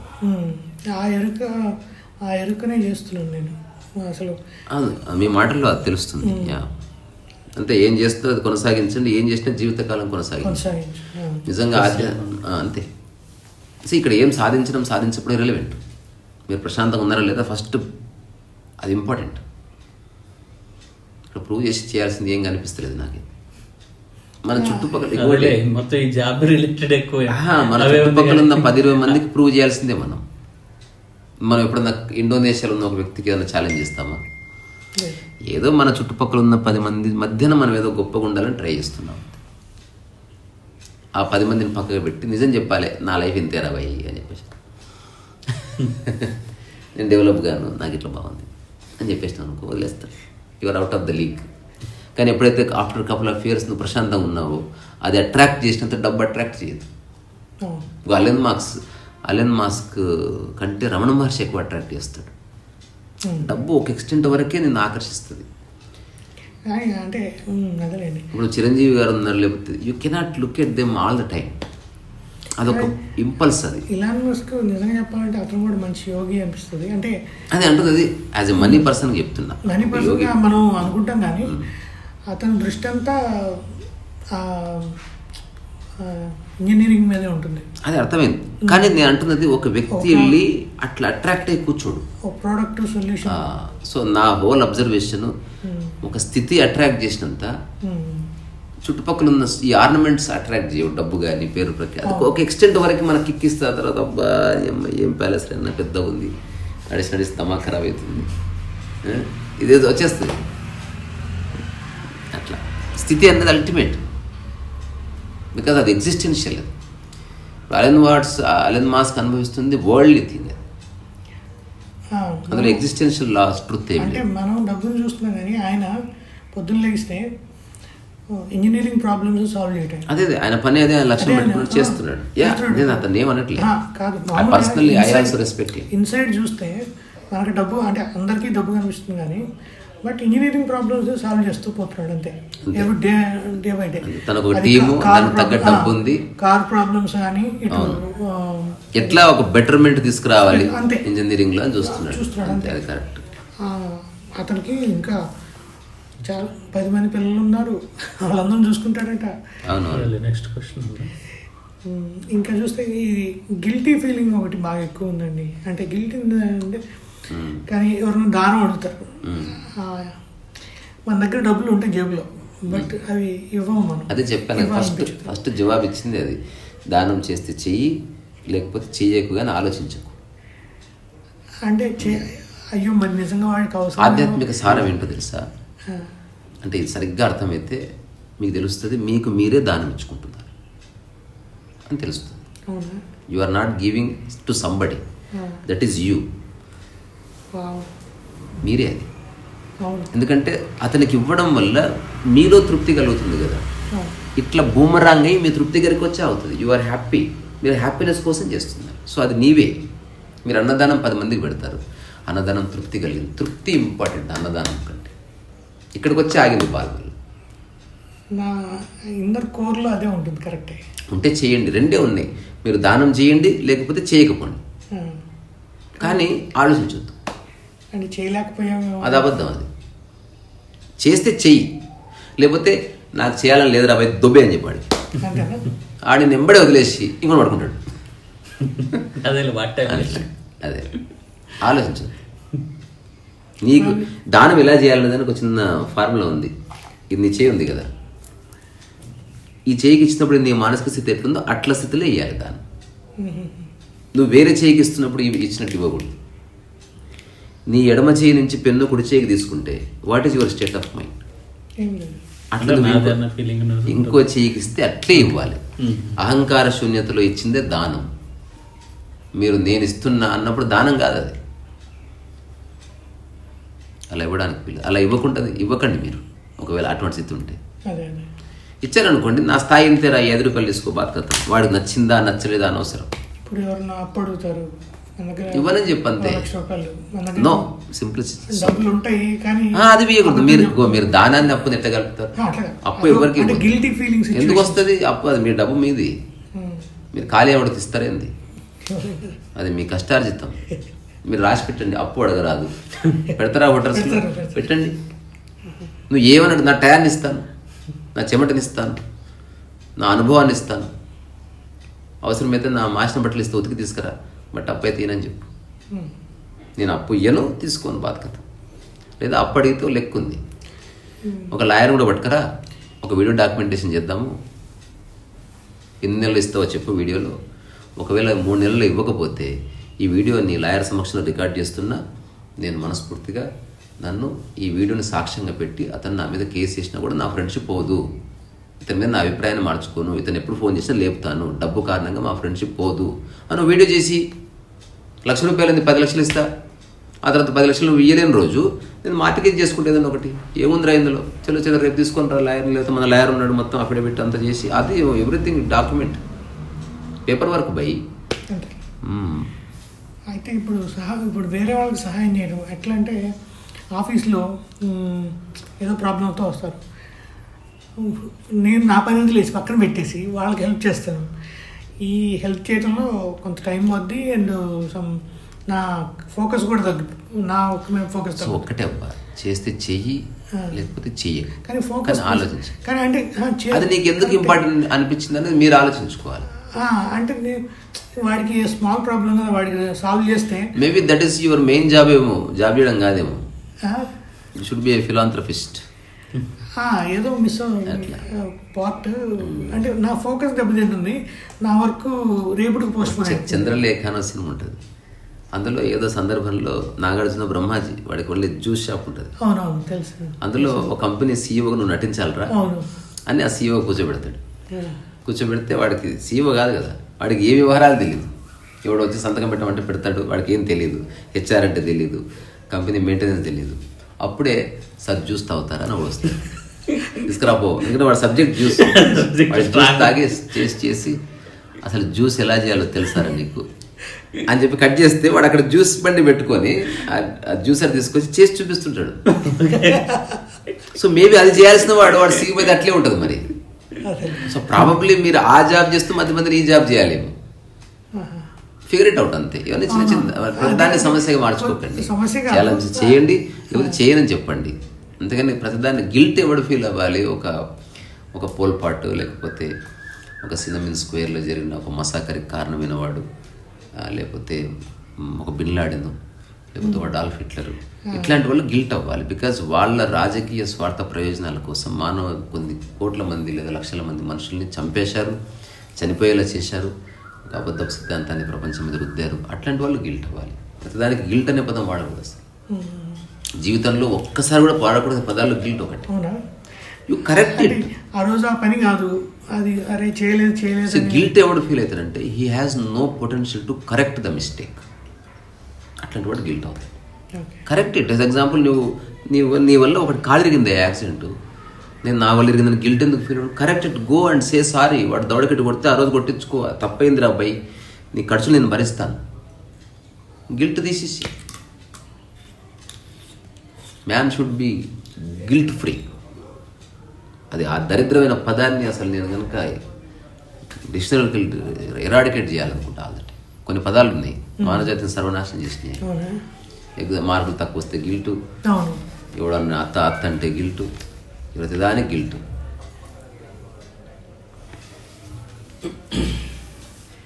వర్క్ పరంగా అన్నారు కదా హెల్ప్ ఇది అని. నార్మల్ నేను నన్ను అడుగుతారు ఆఫీస్లో, నేను నాకు కావాలంటే అవుతుందంటే నా పని చూసుకుంటే అవుతుందంటే చేస్తా, లేకపోతే రేపు చూద్దామని చెప్తాను. అసలు ఉద్యోగం చేసేవాడు ఉద్యోగం తప్ప ఏం చేయకూడదు. మీకు నిజంగా ఉద్యోగం తెలిస్తే మీరు ఓన్లీ ఉద్యోగంలో నటిస్తారు చక్కగా.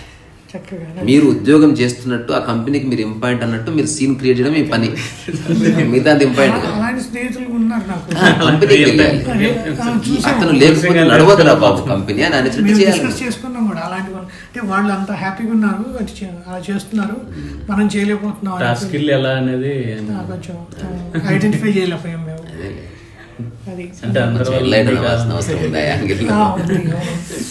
ఒక జోక్ విన్నా, భూపల్ల ప్రతిరోజు ఉద్యోగానికి వెళ్తాడంట, ఒక్కసారి కూడా సెలవు తీసుకోలేదు. ఒక 30 సంవత్సరాలకి సెలవు తీసుకోలేదు. ఎవరో సాయంత్రం ఫ్రెండ్స్ పట్టుకున్నారు, నీ వల్ల మాకు ఇజ్జత్ పోతుంది. అరే ఎప్పుడైనా ఒక్కరోజు సెలవు తీసుకుంటాడు, సెలవు తీసుకో, ఆఫీస్లో హడావిడి చేస్తావు, అటు పోతావు ఇటు పోతావు, ఏంది ఇది అంటే, మీకు సత్యం చెప్పాలి భయ్య, నాకా పని రాదు. నేను 2 రోజులు రాకపోయినా వీళ్ళు లేకపోయినా కంపెనీ నడుస్తుందని తెలుసుకున్నారంటే నా జాబ్ ఎక్కుతుంది. అందుకని నేను లేకపోతే కంపెనీ నడవదు అన్న భావన నేను ఎప్పుడు రిటైన్ చేస్తూ ఉంటాను. నేను వస్తా హడావిడి చేస్తా, ఆ ఫైల్ ఎటు తీసుకుపోతే ఈ ఫైల్ ఎటు తీసుకుపోతే, ఎవడు రా నీళ్ళు ఇట్లా పెట్టిందంట, ఈ వ్యక్తి ఉంటే పన్ను కంపెనీ ఉంది అన్న ఫీలింగ్ అందరికి వచ్చినట్టు చేసిన. నాకు పని రాదు భయ్య, మీరు పని వచ్చిన వాళ్ళు కాబట్టి మీరు 2 రోజులు రాకపోయినా మీకోసం ఎదురు చూస్తారు. ఇది ఒక అప్రోచ్ కదా. తెలుసుకున్నాడు తను రాదని తెలుసుకున్నాడు, అందుకని తను అట్లా. ఇంకొక జోక్ విన్నా, అదేంది టైప్ రైటింగ్ టైప్ కొట్టేవాళ్ళు కావాలి, శాలరీ 5,000, 3,000, 4,000, 5,000 వాళ్ళ సామర్థ్యాన్ని బట్టి. భూబల్లా పంపించాడు బయోడేటా, 25,000 ఇస్తేనే పని చేస్తాను అంటే వాళ్ళని అట్రాక్ట్ చేసింది. ఆ 5,000 హైయెస్ట్ అనుకుంటే 25,000 అడుగుతున్నాడు. ఈ 5,000 ఒక రోజుకి 6 పేపర్లు కొడితే అక్షర దోషాలు లేకుండా వీడు 60 పేపర్లు కొడతాడేమో, ప్రొడక్టివిటీ ఎక్కువ ఉంటుందేమో. వాడిని పిలిపించండి అన్నంట సీఈఓ. పిలిపించిందని మనోడు బ్యాగ్ వేసుకుని వచ్చాడు. చెప్పండి సార్ అంటే 25,000 అదే అక్షర దోషం పడ్డదా లేదా 30 అనుకున్నానండి, అందుకే తర్వాత ఆలోచించి 25,000 పెట్టాను. నువ్వు అంత బాగా ఏమొచ్చాయా నీకు? నాకు రాదండి, నాకు టైప్ కొట్టడం రాదు, అక్షరాలు ఎతకాలి, పదాలు కూర్చి కొట్టాలి, చాలా హార్డ్ వర్క్ ఉంటుంది, అందుకని నాకు 25,000 కావాలి. వస్తేవాడు కొట్టేసి వెళ్ళిపోతాడు, వాడికి అక్కర్లేదు, నాకు పిచ్చి లేస్తుంది, నాకు ఏమి రాదు. So I have to work hard. ఒక పేపర్ కొట్టాలంటే మీకు తెలియదు, నాకు తల ప్రాణం తోకొస్తుంది. సో నా కష్టానికి నేను అడుగుతున్న వేతనం ఉండేది, పనికి తగ్గ వేతనం అంటే ఇవ్వండి, లాజిక్ వాడిది. సో ఉద్యోగంలో ఇంటెలిజెంట్గా ఉండాలి, నాన్ సీరియస్గా ఉంటే చాలా బాగుంటుంది సక్సెస్. ఎవరైతే ఉద్యోగాన్ని నాన్ సీరియస్గా పర్సనల్ అటాచ్ చేయొద్దని చేయకుండా you should play the game. దాని ఉన్నతి కోసం పనిచేస్తున్నావు, but still you are part of a game అనుకుంటే ఉద్యోగం టెరిఫిక్గా పనిచేస్తుంది. ఎప్పుడన్నా వదలడానికి సిద్ధంగా ఉంటూ నేను ఎప్పుడు వదిలిపెట్టనని చెప్తూ ఉండాలి. నేను ఒక టీవీ డిబేట్లో చూసిన రాహుల్ శివశంకర్ ఒక బ్యూటిఫుల్ డిబేట్ చేశాడు. Next he was a another channel, స్మూత్గా జస్ట్ స్లిప్ అయిపోయాడు. ఆ కంపెనీకి కూడా తెలియదు. So after the show he just handed over resignation and he just went to another channel. And ఆబ్వియస్గా there are some reasons. The prime reason is the money. Company మారడానికి money తప్ప ఏం కారణం ఉంటుంది. సీఈఓ నాకు చాలా ఇష్టం, అతని యొక్క భావాలు. ఎవడైతే ఆనెస్ట్ చెప్తాడో శాలరీ అంతకు మించి ఏముంది. సినిమాలో కూడా చూశాను. మరి ఇంకో కంపెనీ శాలరీ ఎక్కువ డౌటా, ఎంబడే జంప్ అయిపోను అన్నట్టు. అందుకే ఎవ్వరు ఈయనంత శాలరీ ఇవ్వండి సార్, మీతోనే పని చేస్తున్నారు. సో ఇది సరదాగా చేయాల్సింది ఉద్యోగం. యాక్చువల్గా సీరియస్ చేసిన వాడు సంకనైపోతాడు. నేనేమంటే ఉద్యోగం సీరియస్గా చేసినట్టు కనబడాలి, లోపల టేక్ ఇట్ ఈజీ. కొంచెం అప్రైజల్ అయినా, బాస్ తిట్టినా, ఇదంతా హార్ట్ క్యారెక్టర్ ఏదో చేస్తుంది అనుకుంటే అయిపోతుంది. ఎప్పుడు చెప్పాలి, ఎస్ సార్, మీరు రైట్ సార్, మీరు సూపర్ సార్ అని చెప్తే ఉద్యోగం బాగుంటుంది. నేను అనవసరంగా సలహాలు ఇవ్వడని చెప్పినా చాలా క్రిటికల్గా ఆలోచించినట్టు, నువ్వు ఏమైనా థింక్ చేసినట్టు కనబడుతూ. I think about it, I thinking లేదు, పాడలేదు. ఇప్పుడు నాకు పెద్ద ఒక హెచ్ఆర్ చెప్పాడు అనమాట, నేను ఒక స్టాండర్డ్ పర్ఫామ్ చేస్తే he was there and many other people. They said this is very important show and we have to write a good story and he's going to perform that story and lot of scrutiny, lot of meetings, content ఇది మొత్తం జరగబట్టి చేయాలని చెప్పాడు. ఆ తర్వాత మొత్తం నేను explain చేసిన this is the context I want అని చెప్పిన, ఈ ఇన్పుట్స్ కావాలి అని చెప్పిన తర్వాత ఎవ్రీ సైడ్ ఓకే. అతను ఏమంటాడు, so give me some time I will think about it okay అని చెప్పి దిగ అయిపోయాడు. ఆడు థింక్ చేసింది లేదు, పాడలేదు, ఒక గంట సేపు హోల్డ్ చేశాడు. అంతే. యా గో హెడ్ గుడ్ ఉంటదే. ఆడు నా దోస్తే, ఇద్దరం దోస్తులు అని ఎవరికి తెలియదు. అసలు ఇప్పుడు ఆ కంపెనీ ఆ 10 మందికి వాళ్ళకి they were so happy. The idea you gave it's thought provoking, keep it up అని చెప్పాడు. ఎవరు నువ్వు చేస్తావు, మంచిగా చేస్తావు, లేకపోతే అసలు క్యాన్సిల్ నేను ఎందుకు పిలుస్తాను రా, నువ్వు మంచిగా చేస్తావు కాబట్టి పిలుస్తాను. నిజంగా థింక్ చేయాలనుకుంటే అదే టైంలో ఏదైనా ఇన్పుట్స్ ఇవ్వాలి ఇమీడియట్గా, అప్పుడే కొన్ని సీరియస్ థింగ్స్ ఉంటాయి, కొన్ని నాన్ సీరియస్ థింగ్స్ ఉంటాయి, కొన్ని ఎక్స్ట్రా కరిక్యులర్ థింగ్స్ ఉంటాయి. అది క్లియర్గా అందరికీ తెలుసు. కంపెనీ రన్ అవ్వడానికి కోర్ ఏదైతే ఉంటుందో అది ఎంప్లాయీస్ చేతిలో పెట్టారు, అది కొందరు చూసుకుంటారు. దాని క్యాపిటల్ కానీ, దాని షేర్స్ కానీ, దాని ఆర్డర్స్ ఎక్కడి నుంచి వస్తున్నాయి, ఏ కంపెనీలతో అసోసియేట్ అయ్యే వాళ్ళు ఒక కోర్ టీం 20-25 మంది నిశ్శబ్దంగా పనిచేసి కంపెనీని గుండెకాయలాగా పనిచేస్తూ ఉంటారు. మిగతా అంతా గేమ్ నడుస్తుంటుంది. ఐబిఎంలో ప్రీ సేల్స్ టీమ్ బీభత్సం, మిగతాదంతా చెత్త నడిచిపోతా ఉంటుంది. జస్ట్ ఏం చేస్తారంటే ఆ కొత్తగా వచ్చిన ఎంప్లాయీస్ కొంచెం కొంచెం నేర్పిస్తూ జాబ్ తీసేస్తాం ఉంచుతాం అని గేమ్ ఆడుతూ, అదైతే మధ్య మధ్యన వాడికి భయం అయ్యే లోపు 2000 శాలరీ పెంచి, ఇంకా నాకు ఉత్తరా భయ అనే లోపు ఒక అవార్డు ఇచ్చి వాడిని అట్లా తర్వాత అప్రిషియేట్ చేస్తారు.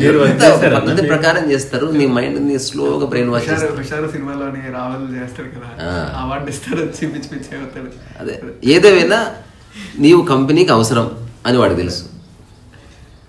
తర్వాత వాడు ట్యాక్సేషన్ ఇవన్నీ ఉంటాయి, ఎంతమందికి శాలరీస్ ఇస్తున్నావు చూపించుకోవడానికి కొంత ఉంటుంది. నిజానికి కంపెనీలో ఒక 60% మాత్రమే మెయిన్ పీపుల్ పనిచేస్తూ ఉంటారు. మిగతా 40 they are like travellers, they come and go.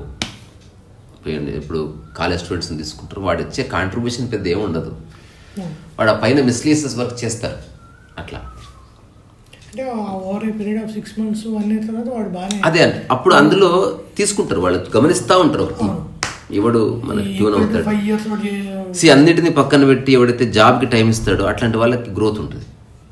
వాడు అట్లా కనబడాలి. Company is important to me అని నువ్వు కనబడాలి, నీలో కనబడాలి. ఇది నా అబ్జర్వేషన్. నేను జస్ట్ 3.5 years జాబ్ చేశాను. నేను ఇదే సూత్రం పాటించి చేశాను. ఐటీలోనే ఉన్నారా? లేదు, నేను అడ్వర్టైజింగ్ ఏజెన్సీస్. స్వయం మాల్ గురించి చెప్పండి. లాస్ట్ స్వయం ఇది ఒకటి ఐడెంటిఫై యువర్ ఈగో అని రాసుకున్నాను. అంటే మనం ఇరుక్కుపోతున్నాము కదా, అంటే సో అది ఆ ఇరుక్కుపోవడం అనేది మన ఈగో వల్లే జరుగుతుందని కాదు, అజ్ఞానం వల్ల జరుగుతుంది. ఈగోకి సంబంధం లేదు ఇరుక్కుపోవడానికి. ఇప్పుడు సపోజ్ నాకు ఈగో ఉందని మీకు కావాలి అనే ఫీలింగ్ ఉందను, సపోజ్ ఉంది. ఇప్పుడు నేను అంటే కాస్ట్లీ కార్ కావాలనే ఈగో ఫీలింగ్ వల్ల నేను ఆ ఇరుక్కుపోతున్నానా? ఈగో అన్నది షో ఆఫ్కి సంబంధించింది. ఏమి లేని వాడు కూడా ఈగో ఉండొచ్చు. ఈగో అనేది సపరేట్ ఎంటిటీ.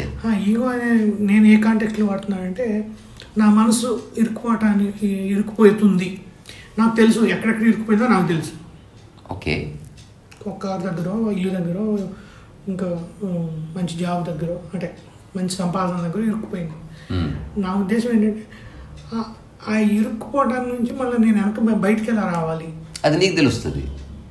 ఇరుక్కుపోయినని గుర్తించినప్పుడు, ఇప్పుడు ఒక రియల్గా గొట్టం ఇరుక్కుపోతేనేమో వేరే గుర్తుపెట్టి ఏదో గొట్టం కోసి తీయొచ్చు. ఇదంతా ఇన్విజిబుల్ థింగ్. అది ఆ నెట్ అనేది ఇన్విజిబుల్. మీకు తెలుసు ఎక్కడ ఇరుక్కుపోయారు, అందుకని మీరే దాని నుంచి బయటికి రావాలి. బయటికి రావాలంటే దాన్ని అటెంప్ట్ చేయొద్దు అంతే. దాని వైపు చూడకుండా ఉండటమే బయటికి రావడం. ఇది అనవసరం గుర్తించడం బయటికి రావడం. అలాగే ఇప్పుడు సపోజ్ మంచి కార్ కొనాలి అని ఒక ఉంది. ఇప్పుడు దేనికి మంచిగా తిరిగి చూసుకోవాలి. ఓకే, అది అవసరమా లగ్జరీనా అన్నది మీరు నిర్వచించాలి అంతే. ఇప్పుడు నేను ఇప్పుడు ఆ కాస్ట్లీ కారులో ఇరుక్కుపోలే, మీరు ఏదో ప్రూవ్ చేయాలనుకుంటున్నారు. ఏదైనా కారు ఉన్నా చాలు నేను తిరిగేస్తాను అని, అంతే కదా ఫీల్. దీంతో ఇరుక్కుపోకుండా నేను దీనికి కన్ఫైన్ అవ్వదు. మీ దగ్గర డబ్బులు ఉంటే ఈ చర్చ ఉండదు, ఫోకస్ ఆన్ మనీ అంతే. మీరు కావాలంటే కొనుక్కోండి, మీరు దాన్ని నిర్వచించాలంతే. కారు మీకు దేనికి? అందరితో మీరు గుర్తింపు పొందడానికి. అది షార్ట్ లివ్డ్. ఫస్ట్ డే గుర్తిస్తారు, రెండో రోజు ఎవరు పట్టించుకోడు. సో గుర్తింపు కోసం కాదు. ఇట్లాంటి కారు చాలామంది దగ్గర ఉన్నాయి, ఏం గొప్ప కాదు. జస్ట్ కారు అవసరం, కంఫర్ట్ కోసం అంతే అని గుర్తిస్తే ఆ కంఫర్ట్ బెంజ్ కార్లు ఉంటే బెంజ్ కారు కొనుక్కోండి, ట్రక్కులు ఉంటే ట్రక్ ఎక్కి తిరగండి. మీకు కంఫర్ట్ ఇంపార్టెంట్. ఉదాహరణకి కాస్ట్లీ షర్ట్ ఇంపార్టెంటా, కంఫర్ట్ ఇంపార్టెంట్ అన్నది మీ చేతులు ఉంది నిర్వచనం. నేను కంఫర్ట్కే వాల్యూ ఇస్తాను. అది 200 రూపాయలైనా 2000 రూపాయలైనా వేసుకొని చూసి కంఫర్ట్ ఉంటేనే వాడతాను తప్ప అది 2000 కాబట్టి వాడను. ఇప్పుడు నేను బెంజ్ కార్లో తిరిగాను, బెంజ్ కార్ కంఫర్టబుల్ ఉంటుంది, అది మీ వర్క్కి మీ మానసిక ప్రశాంతతకి ఉపయోగపడుతుంది. అంటే యూజ్ ఇట్ ఫర్ కంఫర్ట్నెస్, అది ఈగో కోసం కాదు. లాస్ట్ స్టేట్మెంట్, ఈగో అనేది ఎప్పుడు ఎవరికి ఉందని తెలుస్తుంది అంటే నువ్వు హర్ట్ అయితే చూడు, that is ego. If you have no ego you never get hurt. 3 సందర్భాల్లో మనిషి హర్ట్ అవ్వడు. ఇది one of the greatest observation from many సేల్స్ and saints and also it is somewhere written in Ashtavakra Gita also. ఆ 3 స్థితులు ఏంది? నిద్రలో హర్ట్ అవ్వవు, మరణంలో హర్ట్ అవ్వవు. ఎందుకంటే హర్ట్ అయ్యేవాళ్ళు లేడు అక్కడ. పూర్తి మెలకువలో హర్ట్ అవ్వకుండా ఉండాలంటే నీకు అహం ఉండకూడదు. నేను అన్న భావన హర్ట్ అవుతుంది. నేను అన్న భావన పడిపోతే నిద్రాస్థితి, మెలకువలో ఉన్న స్థితి, దానికి నేను అన్న భావన పడిపోయినప్పుడు సమాధి అని పేరు దానికి, లేదా మరణం. ఈ ముగ్గురిని బాస్టెడ్ అని తిట్టు, దేర్ ఇస్ నో రియాక్షన్. చూస్తాను because they have realise that I am not that. అంతే అంతే అని తెలుసుకోవడంతోనే విముక్తి. ఒకవేళ ఒక జ్ఞాని రియాక్ట్ అయినా సరదాగా రియాక్ట్ కావాల్సింది, హర్ట్ అయ్యి కాదు. హర్ట్ అయ్యి ఎప్పుడు ఏది చేయడు. అది ఇది నేను నా స్వానుభవంగా చెప్తున్నా. 2009 నుంచి వరకు నేను ఎప్పుడు హర్ట్ అవ్వలేదు. నేను అరుస్తాను, కోపడతాను, కేకలేస్తాను, గందరగోళం చేస్తా, బట్ హర్ట్ అయ్యి కాదు. ఊరికి ఎలా చెప్తే ఎదుటి వ్యక్తికి అర్థమవుతుందో అట్లా చెప్పడానికి నేను ఏదో ఒక పద్ధతి ఎంచుకుంటా తప్ప డెఫినెట్గా హర్ట్ అయ్యి కాదు. సద్గురు కూడా అలానే వర్క్ చేస్తారంట. అవును, అలా అంత పని చేసేవాడు ఎవడైనా ఆసక్తిలో ఉండి చేయవలసిందే, లేకపోతే అవ్వదు పని. అసలు మీకు లైఫ్ నిజంగా అర్థమైతే మీరు ఒక్కరే ఉన్నారని తెలుస్తుంది. అందరూ మీలో భాగం అని తెలుస్తుంది. దేర్ ఇస్ నో, ఇప్పుడు మన నలుగురం కలిపి ఒక్క బాడీగా ఉన్నాం ఇక్కడ. అది మీకు తెలుస్తుంది, మాకెందుకు తెలియదు. అది ఏదో ఒక పద్ధతిలో ఇప్పుడు మీకు అనుభవపూర్వకంగా తెలుస్తుంది ఆ విషయం. 100%. అట్లీస్ట్ మనందరి ఆకలి ఒకటి ఉందని తెలుస్తుంది. ఏదో విధంగా మనం ఒకటి అండర్స్టాండ్ చేసుకోగలం. అంతే. ఆ ఆకలి విషయంలో సంబంధం పెట్టుకోండి ఫ్రెండ్తో, మిగతా ఏ విషయాలు చర్చించొద్దు. ఇదో పద్ధతి. అట్లా దేర్ మస్ట్ బి ఏ వే. అంటే ఇప్పుడు మనం ఫస్ట్ టైం చర్చిస్తున్నాం కాబట్టి బ్రాడ్గా అన్ని విషయాలు తీసుకున్నాం, కానీ మేబీ 6th or 7th కాన్వర్జేషన్లో ఈ చాప్ అంతా ఉండదు. There will be one single thing will be working on it. అక్కడి నుంచి డోర్ ఓపెన్ అవుతుంది. ఏదేమైనా సరే టైం ఫ్రేమ్లో ఇరికించకూడదు రియలైజేషన్. నాకు ఇన్ని రోజులు అర్థమైపోవాలి అన్నదే అతిపెద్ద ప్రతిబంధకం. నాకు అర్థమైనా ఓకే, అర్థం కాకపోయినా ఓకే, ఇట్ స్పిరిచువల్. నేను అర్థం చేసుకుని తీరుతా, ఇట్ ఇస్ ఈగోయిస్టిక్. సమాజం అంతా ఉల్టా ఆలోచిస్తుంది. అర్థం చేసుకుని తీరుతా అన్న వాడిని రెస్పెక్ట్ ఇస్తుంది. వాడు యాక్చువల్గా వాడు ఈ సఫరింగ్ అన్నట్టు. వాడు అనుకున్నది మేనిఫెస్ట్ కాకపోతే వాడు ఘోరంగా ఇబ్బంది పడతాడు.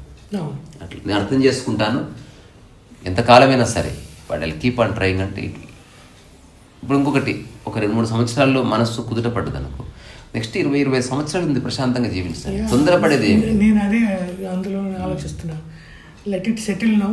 అది సహజంగా నీళ్ళని ఎంత సెటిల్ చేయాలని ట్రై చేస్తే అంత అలజడి వస్తుంది. నీళ్ళ నుంచి పక్కకు జరుగు, it get settle. Same thing applies to mind also. నువ్వు మనసులో వేలు పెట్టే కొద్దీ పెరుగుతూ ఉంటుంది అలజడి. మీరందరూ కదా ఏమి పట్టనట్టు ఉండడం అంటే అందుకే. ఎవడో తిట్టాడు, మీరు ఏం పట్టించుకోకుండా ఉంటే తిట్టి తిట్టి తిట్టి తిట్టి వాడైపోతాడు. ఇంకా ఎప్పటికి వాడు ఇంక ఇవ్వని తిట్టాడు, అది వాడికి బోర్ వచ్చేస్తుంది. అందుకే యోగుల సమక్షం లోపల పాత రుగ్మతలు కూడా మాయమైపోతాయి. ఎందుకంటే ఎదుటి నుంచి రియాక్షన్ లేని కారణంగా వాడు ఎంత ఎక్స్ప్రెస్ చేయాలో అంత ఎక్స్ప్రెస్ చేసి న్యూట్రల్. లా స్వయం మాలన ఇది మనకి చాలా ఇంపార్టెంట్ విషయం. మీరు స్వయంమాల గురించి చెప్పారు. అయితే ఇదేంటంటే ప్రతి ఒక్క యంగ్స్టర్ కానీ అందరూ స్వయంమాల అనగానే అసలు మీరు వేరే గురించి మాట్లాడదు. సరే స్వయంమాల అంటే బేసిక్గా మా కోసమే. మా కూడా ఉండదు, మా కూడా కదా, నేను నీవే స్వయం ఓకే ఆకలి వంటిది అట్లా ఉండదు. అది స్వయం అయ్యప్ప మాల అందరికి ఒకటే పద్ధతి ఉంటుంది. స్వయం మాల ఎవరి పద్ధతి వాళ్ళది. అంటే దాంట్లో ఒక 2 ఆస్పెక్ట్స్ అక్కడి నుంచి ఓపెన్ చేస్తే ఒక 10-15 ఆస్పెక్ట్స్ ఉన్నాయి. అందులో 2 ఏంది, ఆ స్వయం మాల 41 రోజులు మీరు వేసుకున్నారనుకో, ఏ డ్రెస్సు లేకుండా ఏ మాల లేకుండా ఓన్లీ నిబద్ధత అనే మాల వేసుకోవాలి. I will try to be sincere. ఇది రెండవది, ఇప్పుడు నేను నిన్నటి నుంచి ఒక మాల వేసుకున్నా. ఒక రోజుకి సాయంత్రం పూట మాత్రమే ఒక bowl of rice with pickle or whatever తింటాను. మిగతాది ఇక ఏమి తిన్నా వెజిటబుల్స్ జ్యూసే తింటాను, అంతకుమించి వేరే తినను లేదా తినను. ఇప్పుడు నేను ఇంతకుముందు వచ్చిన తర్వాత వెళ్ళి ఓ పుప్పడి పండు, క్యారెట్, కీర తినేసి వచ్చి కూర్చున్నా అంతే. నాకు మళ్ళీ ఆకలి అయితే నేను జ్యూస్ చేసుకొని తాగుతా తప్ప I don't go to for a meal. ఇది నిబద్ధత. ఇప్పుడు నేను మధ్యాహ్నం తిన్నా నన్ను దేవుడేమో అన్నాడు. ఇప్పుడు అయ్యప్ప మాలలో ఎందుకు తప్పులు చేయరు, అక్కడ దైవానికి లింక్ పెట్టారు, ఆగ్రహం వస్తుంది, తప్పు. ఇప్పుడు అట్లా కాకుండా యూ బీ సిన్సియర్. ఒకవేళ బ్రేక్ చేస్తే నవ్వుకో, తినేసి కట్టరుగా ఉండకు, నవ్వుకొని మళ్ళీ స్టార్ట్ చేయి. ఇదొకటి. ఆహార నియమాల్లో ఒక పరివర్తన కోసం ట్రై చేయి ఆ 41 రోజులు. రెండోది, ఆ 41 రోజులు ఎవరితో పోల్చుకోకుండా నీ పని నువ్వు చేసుకో.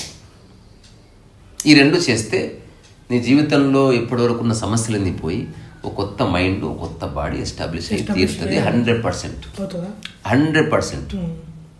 ఇప్పుడు దీపక్ చోప్రా చెప్తాడు, I complete agreement with him.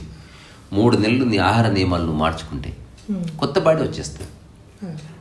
You will get a new body, new colour కూడా వస్తుంది.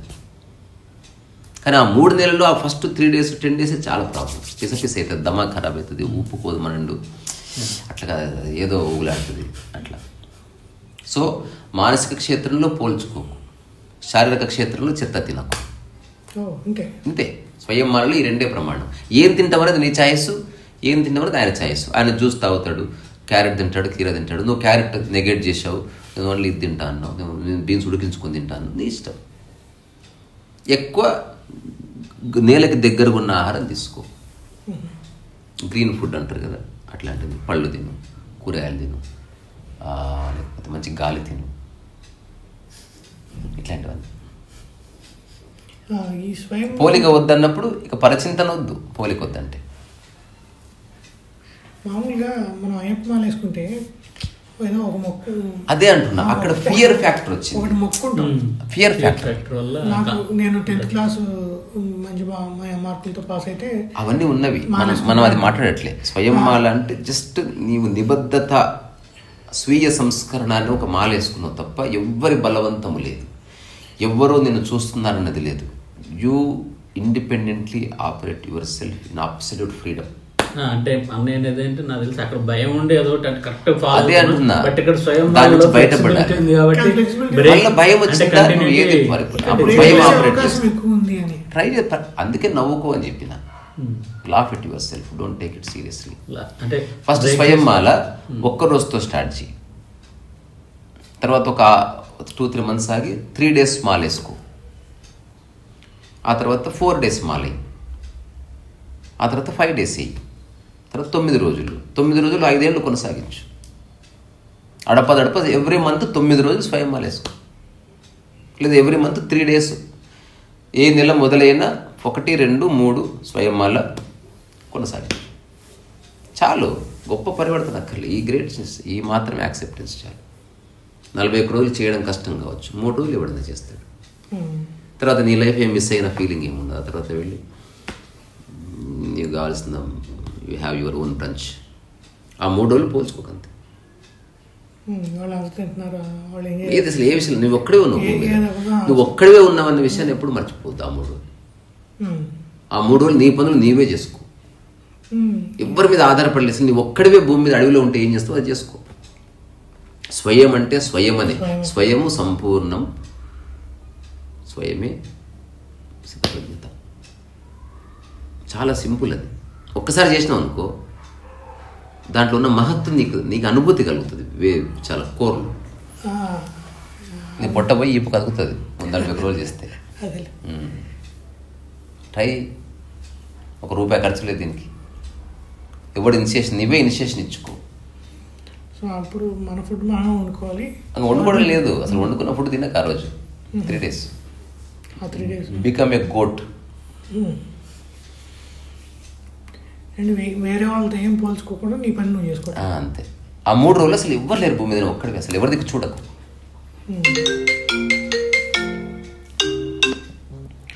అయ్యా చెప్పండి. సో అందుకే స్వయంమాల అన్నది చాలా యూస్ఫుల్. నేను స్వయంమాలలో ఉన్నాను, ట్రై చేస్తున్నాను. ఫెయిల్ అయింది అనుకుంది బాధ, మళ్ళీ దాన్ని గిల్ట్గా మార్చుకోవద్దు. చప్పట్లు కొట్టుకోవాలి, నవ్వుకోవాలి, మళ్ళీ లెట్స్ బిగిన్ చలో అనుకోవాలంతే.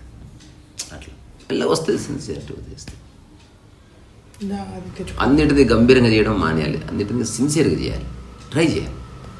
సిన్సియారిటీలోని గంభీరత్వం ఉంటుంది, ఒక సాఫ్ట్ గంభీరత ఉంటుంది. సీరియస్నెస్లో మీరు పక్కా వాటిని కలుపుతారు, సిన్సియారిటీలో మీరు స్వయం ఉంటారు అంతే. నేను సీరియస్ చదివాను అనుకో, ఈయన సైలెన్స్ ఉండాలి. నేను సిన్సియర్గా చదివాను అనుకో, సైలెన్స్ ఉంచుకుంటూ పోయి చదువుకుంటా, ఇతను వదిలేస్తాను. జమినాసన ఫరక్ ఉంది మానసిక స్థితిలో. సీరియస్ పర్సన్ అందరిని కంట్రోల్ చేస్తాడు, సిన్సియర్ పర్సన్ అందరిని వదిలేసి తన పని ఎత్తుకుంటాడు. వైలిన్ వాయిద్దాం, వైలిన్ కంటే ఇది ఎక్కువైంది. ఎక్కుతారంటారు, ఏకనాదం మోతాన్ని పిలుస్తారు. మంచి పాటలు పాడుకోవచ్చు, మంచి సినిమా పాట పాడుకోవచ్చు. కనులే తరనాన తరనో తరనో నని నాని నరనే నానే నరనానే నరనై నానే తీరం కూరే ప్రాయం హృదయం పొంగెనే హృదయం పొంగెనే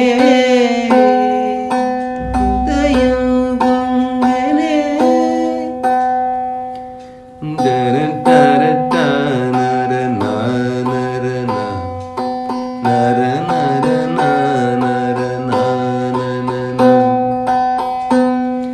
కాలాలు మారిన అట్లా పాడుకోవచ్చు మంచిగా. తర్వాత రకరకాల బీట్స్ ఉంటాయి. ఇదొకటి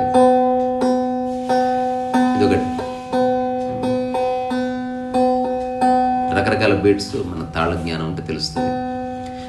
శివ గోవింద గోవింద హరి గోవింద గోవింద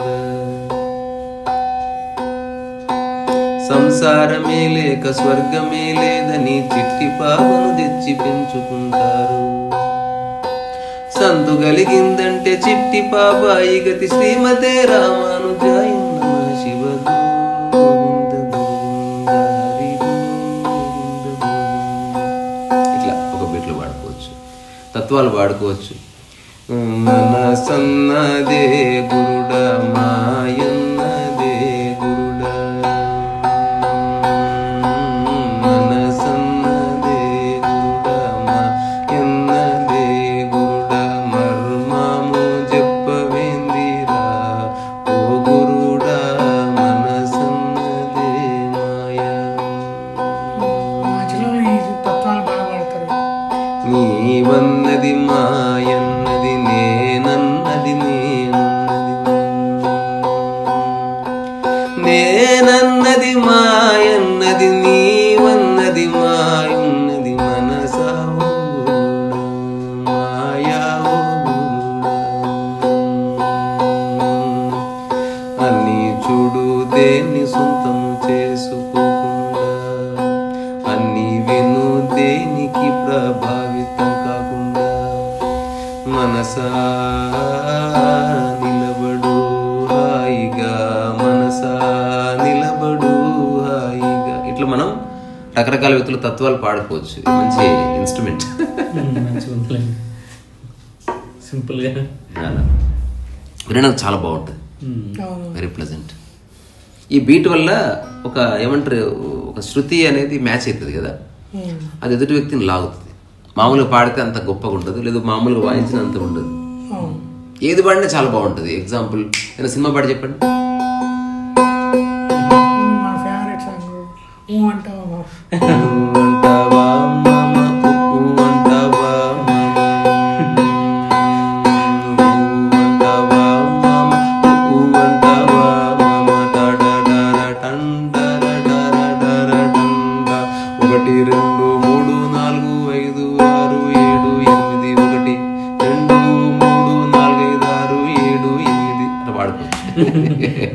మీరు ఒక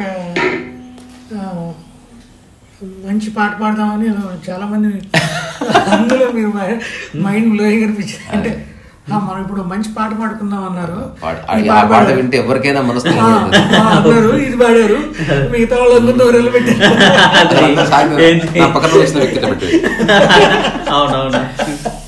అంటే జస్ట్ విషయం తెలుసు, అందరు డల్లు ఎటు చూస్తున్నారు, ఒకసారి నవ్వించాలి, అందుకని అలా చేయవలసి వచ్చింది.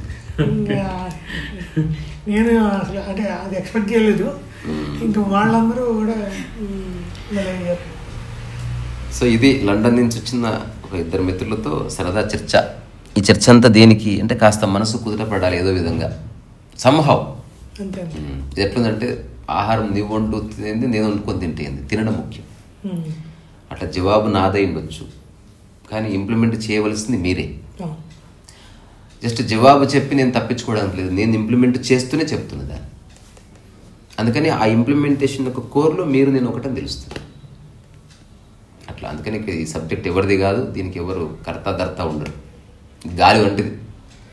ప్రస్తుతం నా ద్వారా ఏదో చెప్తున్నట్టు కనిపిస్తున్నది కానీ నాది కూడా కాదు అది. It is there already. దానికి ఒక చిన్న ఉన్నదానికి ఒక వ్యాఖ్య అంతే తప్ప ప్రత్యేకంగా ఇది మనది అని చెప్పుకోవడానికి ఏమి లేదు. అలా చెప్పుకుంటే మళ్ళీ అహంకారంలో పడతాం. ఆలోచన కూడా మీది కాదు, ఏది కాదు. ఇంత ఎవడన్నా ఆలోచించి మాట్లాడతాడా? అదొక ఫ్లో. నాకు ఒక ప్రొఫెసర్ ఉన్నాడు, నాకు చిన్నప్పటి నుంచి చదువు చెప్పిన ఆయన. హఠాత్తుగా ఎవరో నేనని తెలియదు ఆయనకు. ఎందుకంటే కాలేజీ అయిపోయింది, తర్వాత నాకు కొంచెం గడ్డం వచ్చింది. సో ఆబ్వియస్గా నేను ఒక ఫోటో ఉంది, ఎవడో వీడు తోపు అనుకుని ఏదో అనుకున్నట్లు కదా ఆయన. ఎవరితో చెప్పాడంట, మా సీనియర్తో, ఈ మధ్య ఒక వ్యక్తిని వింటున్నాను, బాగా మాట్లాడుతున్నాడు, అందులో పాండిత్యము కన్నా అనుభవ సారం ఉన్నది అని చెప్పితే, ఎవరు సార్ ఆయన అన్న తర్వాత చూపిస్తే, వీడు మీ స్టూడెంట్ సార్. అవునా, ఎవడు వాడు, ఎవడు తర్వాత తెలిసింది. ఒకసారి ఇంటికి వెళ్ళా, కాసేపు మాట్లాడిన తర్వాత అప్పుడు ఆయన చెప్పాడు అనమాట, సరే నేను చాదస్తపు నా కొడుకుని అనుకో, అయినా నేను చదువుకున్న దాంట్లోనే చెప్తున్నా, ఇప్పుడు ప్రస్తుతం నీది పరావాక్కు దశ నడుస్తుంది అన్నాడు. అంటే మాట్లాడేది నీవు కాదు, ఇంత ఆలోచించి ఎవడో మాట్లాడు, నువ్వు ఏ విషయం మాట్లాడాలనుకుంటున్నావో నీ అనుభవంలో నుంచి నీ వాక్ అట్లా పలుకుతుందంతే. నువ్వు ఆలోచించి ఈ పదం వేయాలి, ఇట్లా వేస్తేనే సమగ్రంగా పూర్తవుతుంది. నేను నీ టాక్స్ ఒక 100-200 దాకా విన్నాను, దేనికి అది పరిపూర్ణంగా చెప్పబడ్డది, అది పండితుడు అట్లా చెప్పలేడు. అది ఎందుకంటే వాడికి లెక్కలు ఉంటాయి. అదేం హఠాత్తు ఒకసారి ఆపినా కూడా ఎక్కడ సంపూర్ణమైందో అక్కడ చర్చ ఆపేస్తున్నావు అంతే తప్ప you are not looking at the time. నేను చెప్పాను ఆ పరావాకు సంగతి నాకు తెలియదు, కానీ మీరు చెప్పింది ఐ అగ్రి. అంటే నేనన్న భావన లేదు కనుకనే ఇది చేస్తున్నాను. నేను వచ్చేందుకు ఆ నేనుతో పాటు గుర్తింపు వస్తుంది, నేను ఎందుకు వస్తుంది, నాకేం వస్తుంది అని వస్తుంది, మళ్ళీ ఇదంతా వస్తుంది. అలాంటివి ఏమీ లేవు. So I'm not owner of this content అని స్పష్టంగా నాకు తెలుసు. సరే నా ద్వారా వస్తుంది అంతవరకు ఓకే, దాని ద్వారా నాకు కొంత నేను బతకడానికి కావాల్సిన బెనిఫిట్ ఏదో వస్తుంది, నా బ్రెడ్ అండ్ బటర్ నడుస్తుంది. అదర్వైజ్ ఇక్కడ సాధించేది ఏం లేదు, ప్రూవ్ చేసేది ఏం లేదు. గుర్తింపు అన్నది ఒక పెద్ద షామ్, అదొక అబద్ధం. అది దాంట్లో ఇరుక్కునేది లేనే లేదు. గుంపు ఒక అబద్ధం, అందులో ఇరుక్కునేది జీవితంలో ఇరుక్కునేది లేదు. ఓన్లీ ఇండివిజువల్స్ ఆఫ్టర్ ఇండివిజువల్స్ ఉన్నారు. I'm addressing as an individual to another individual, అంతే తప్ప దీన్ని ఏదో సాధించడానికి లేకపోతే ఏదో ప్రూవ్ చేయడానికి ఒక సంస్థ పెట్టడానికి దీన్ని ఇలా చేస్తే మనం భవిష్యత్తులో సక్సెస్ అవుతాం అట్లాంటి జారుగానే ఏమి లేదు. కాకపోతే మీ అవసరం ఉంది బాగా మీకంటే. యాక్చువల్గా మా తమ్ముడు నేను ఏమనుకున్నామంటే ఒక యాప్ తయారు చేసి మీరు భగవద్గీతలో కొన్ని విషయాలు అది మీ స్పష్టం చెప్పిన విషయాలు సింప్లిసిటీ సింపుల్గా చెప్పినవి మనం ఏమన్నా స్మాల్ వీడియోస్గా పెట్టేసి పెడితే బాగుంటుందని. సో మీకు యాప్ డెవలప్ చేయడం వస్తుందా? అట్లాంటి వాళ్ళు ఉంటే చెప్పండి, నాకేదో ఐడియా ఉంది. అది తర్వాత మాట్లాడుకుందాంలే. సో ఇది మీరు ఒకసారి ఊరికే బాయ్ చెప్పండి, వాయిస్ రిజిస్టర్ అవుతుంది, మీకు మీరే బాయ్ చెప్పుకోండి. బాయ్ బాయ్ స్వయం బాయ్.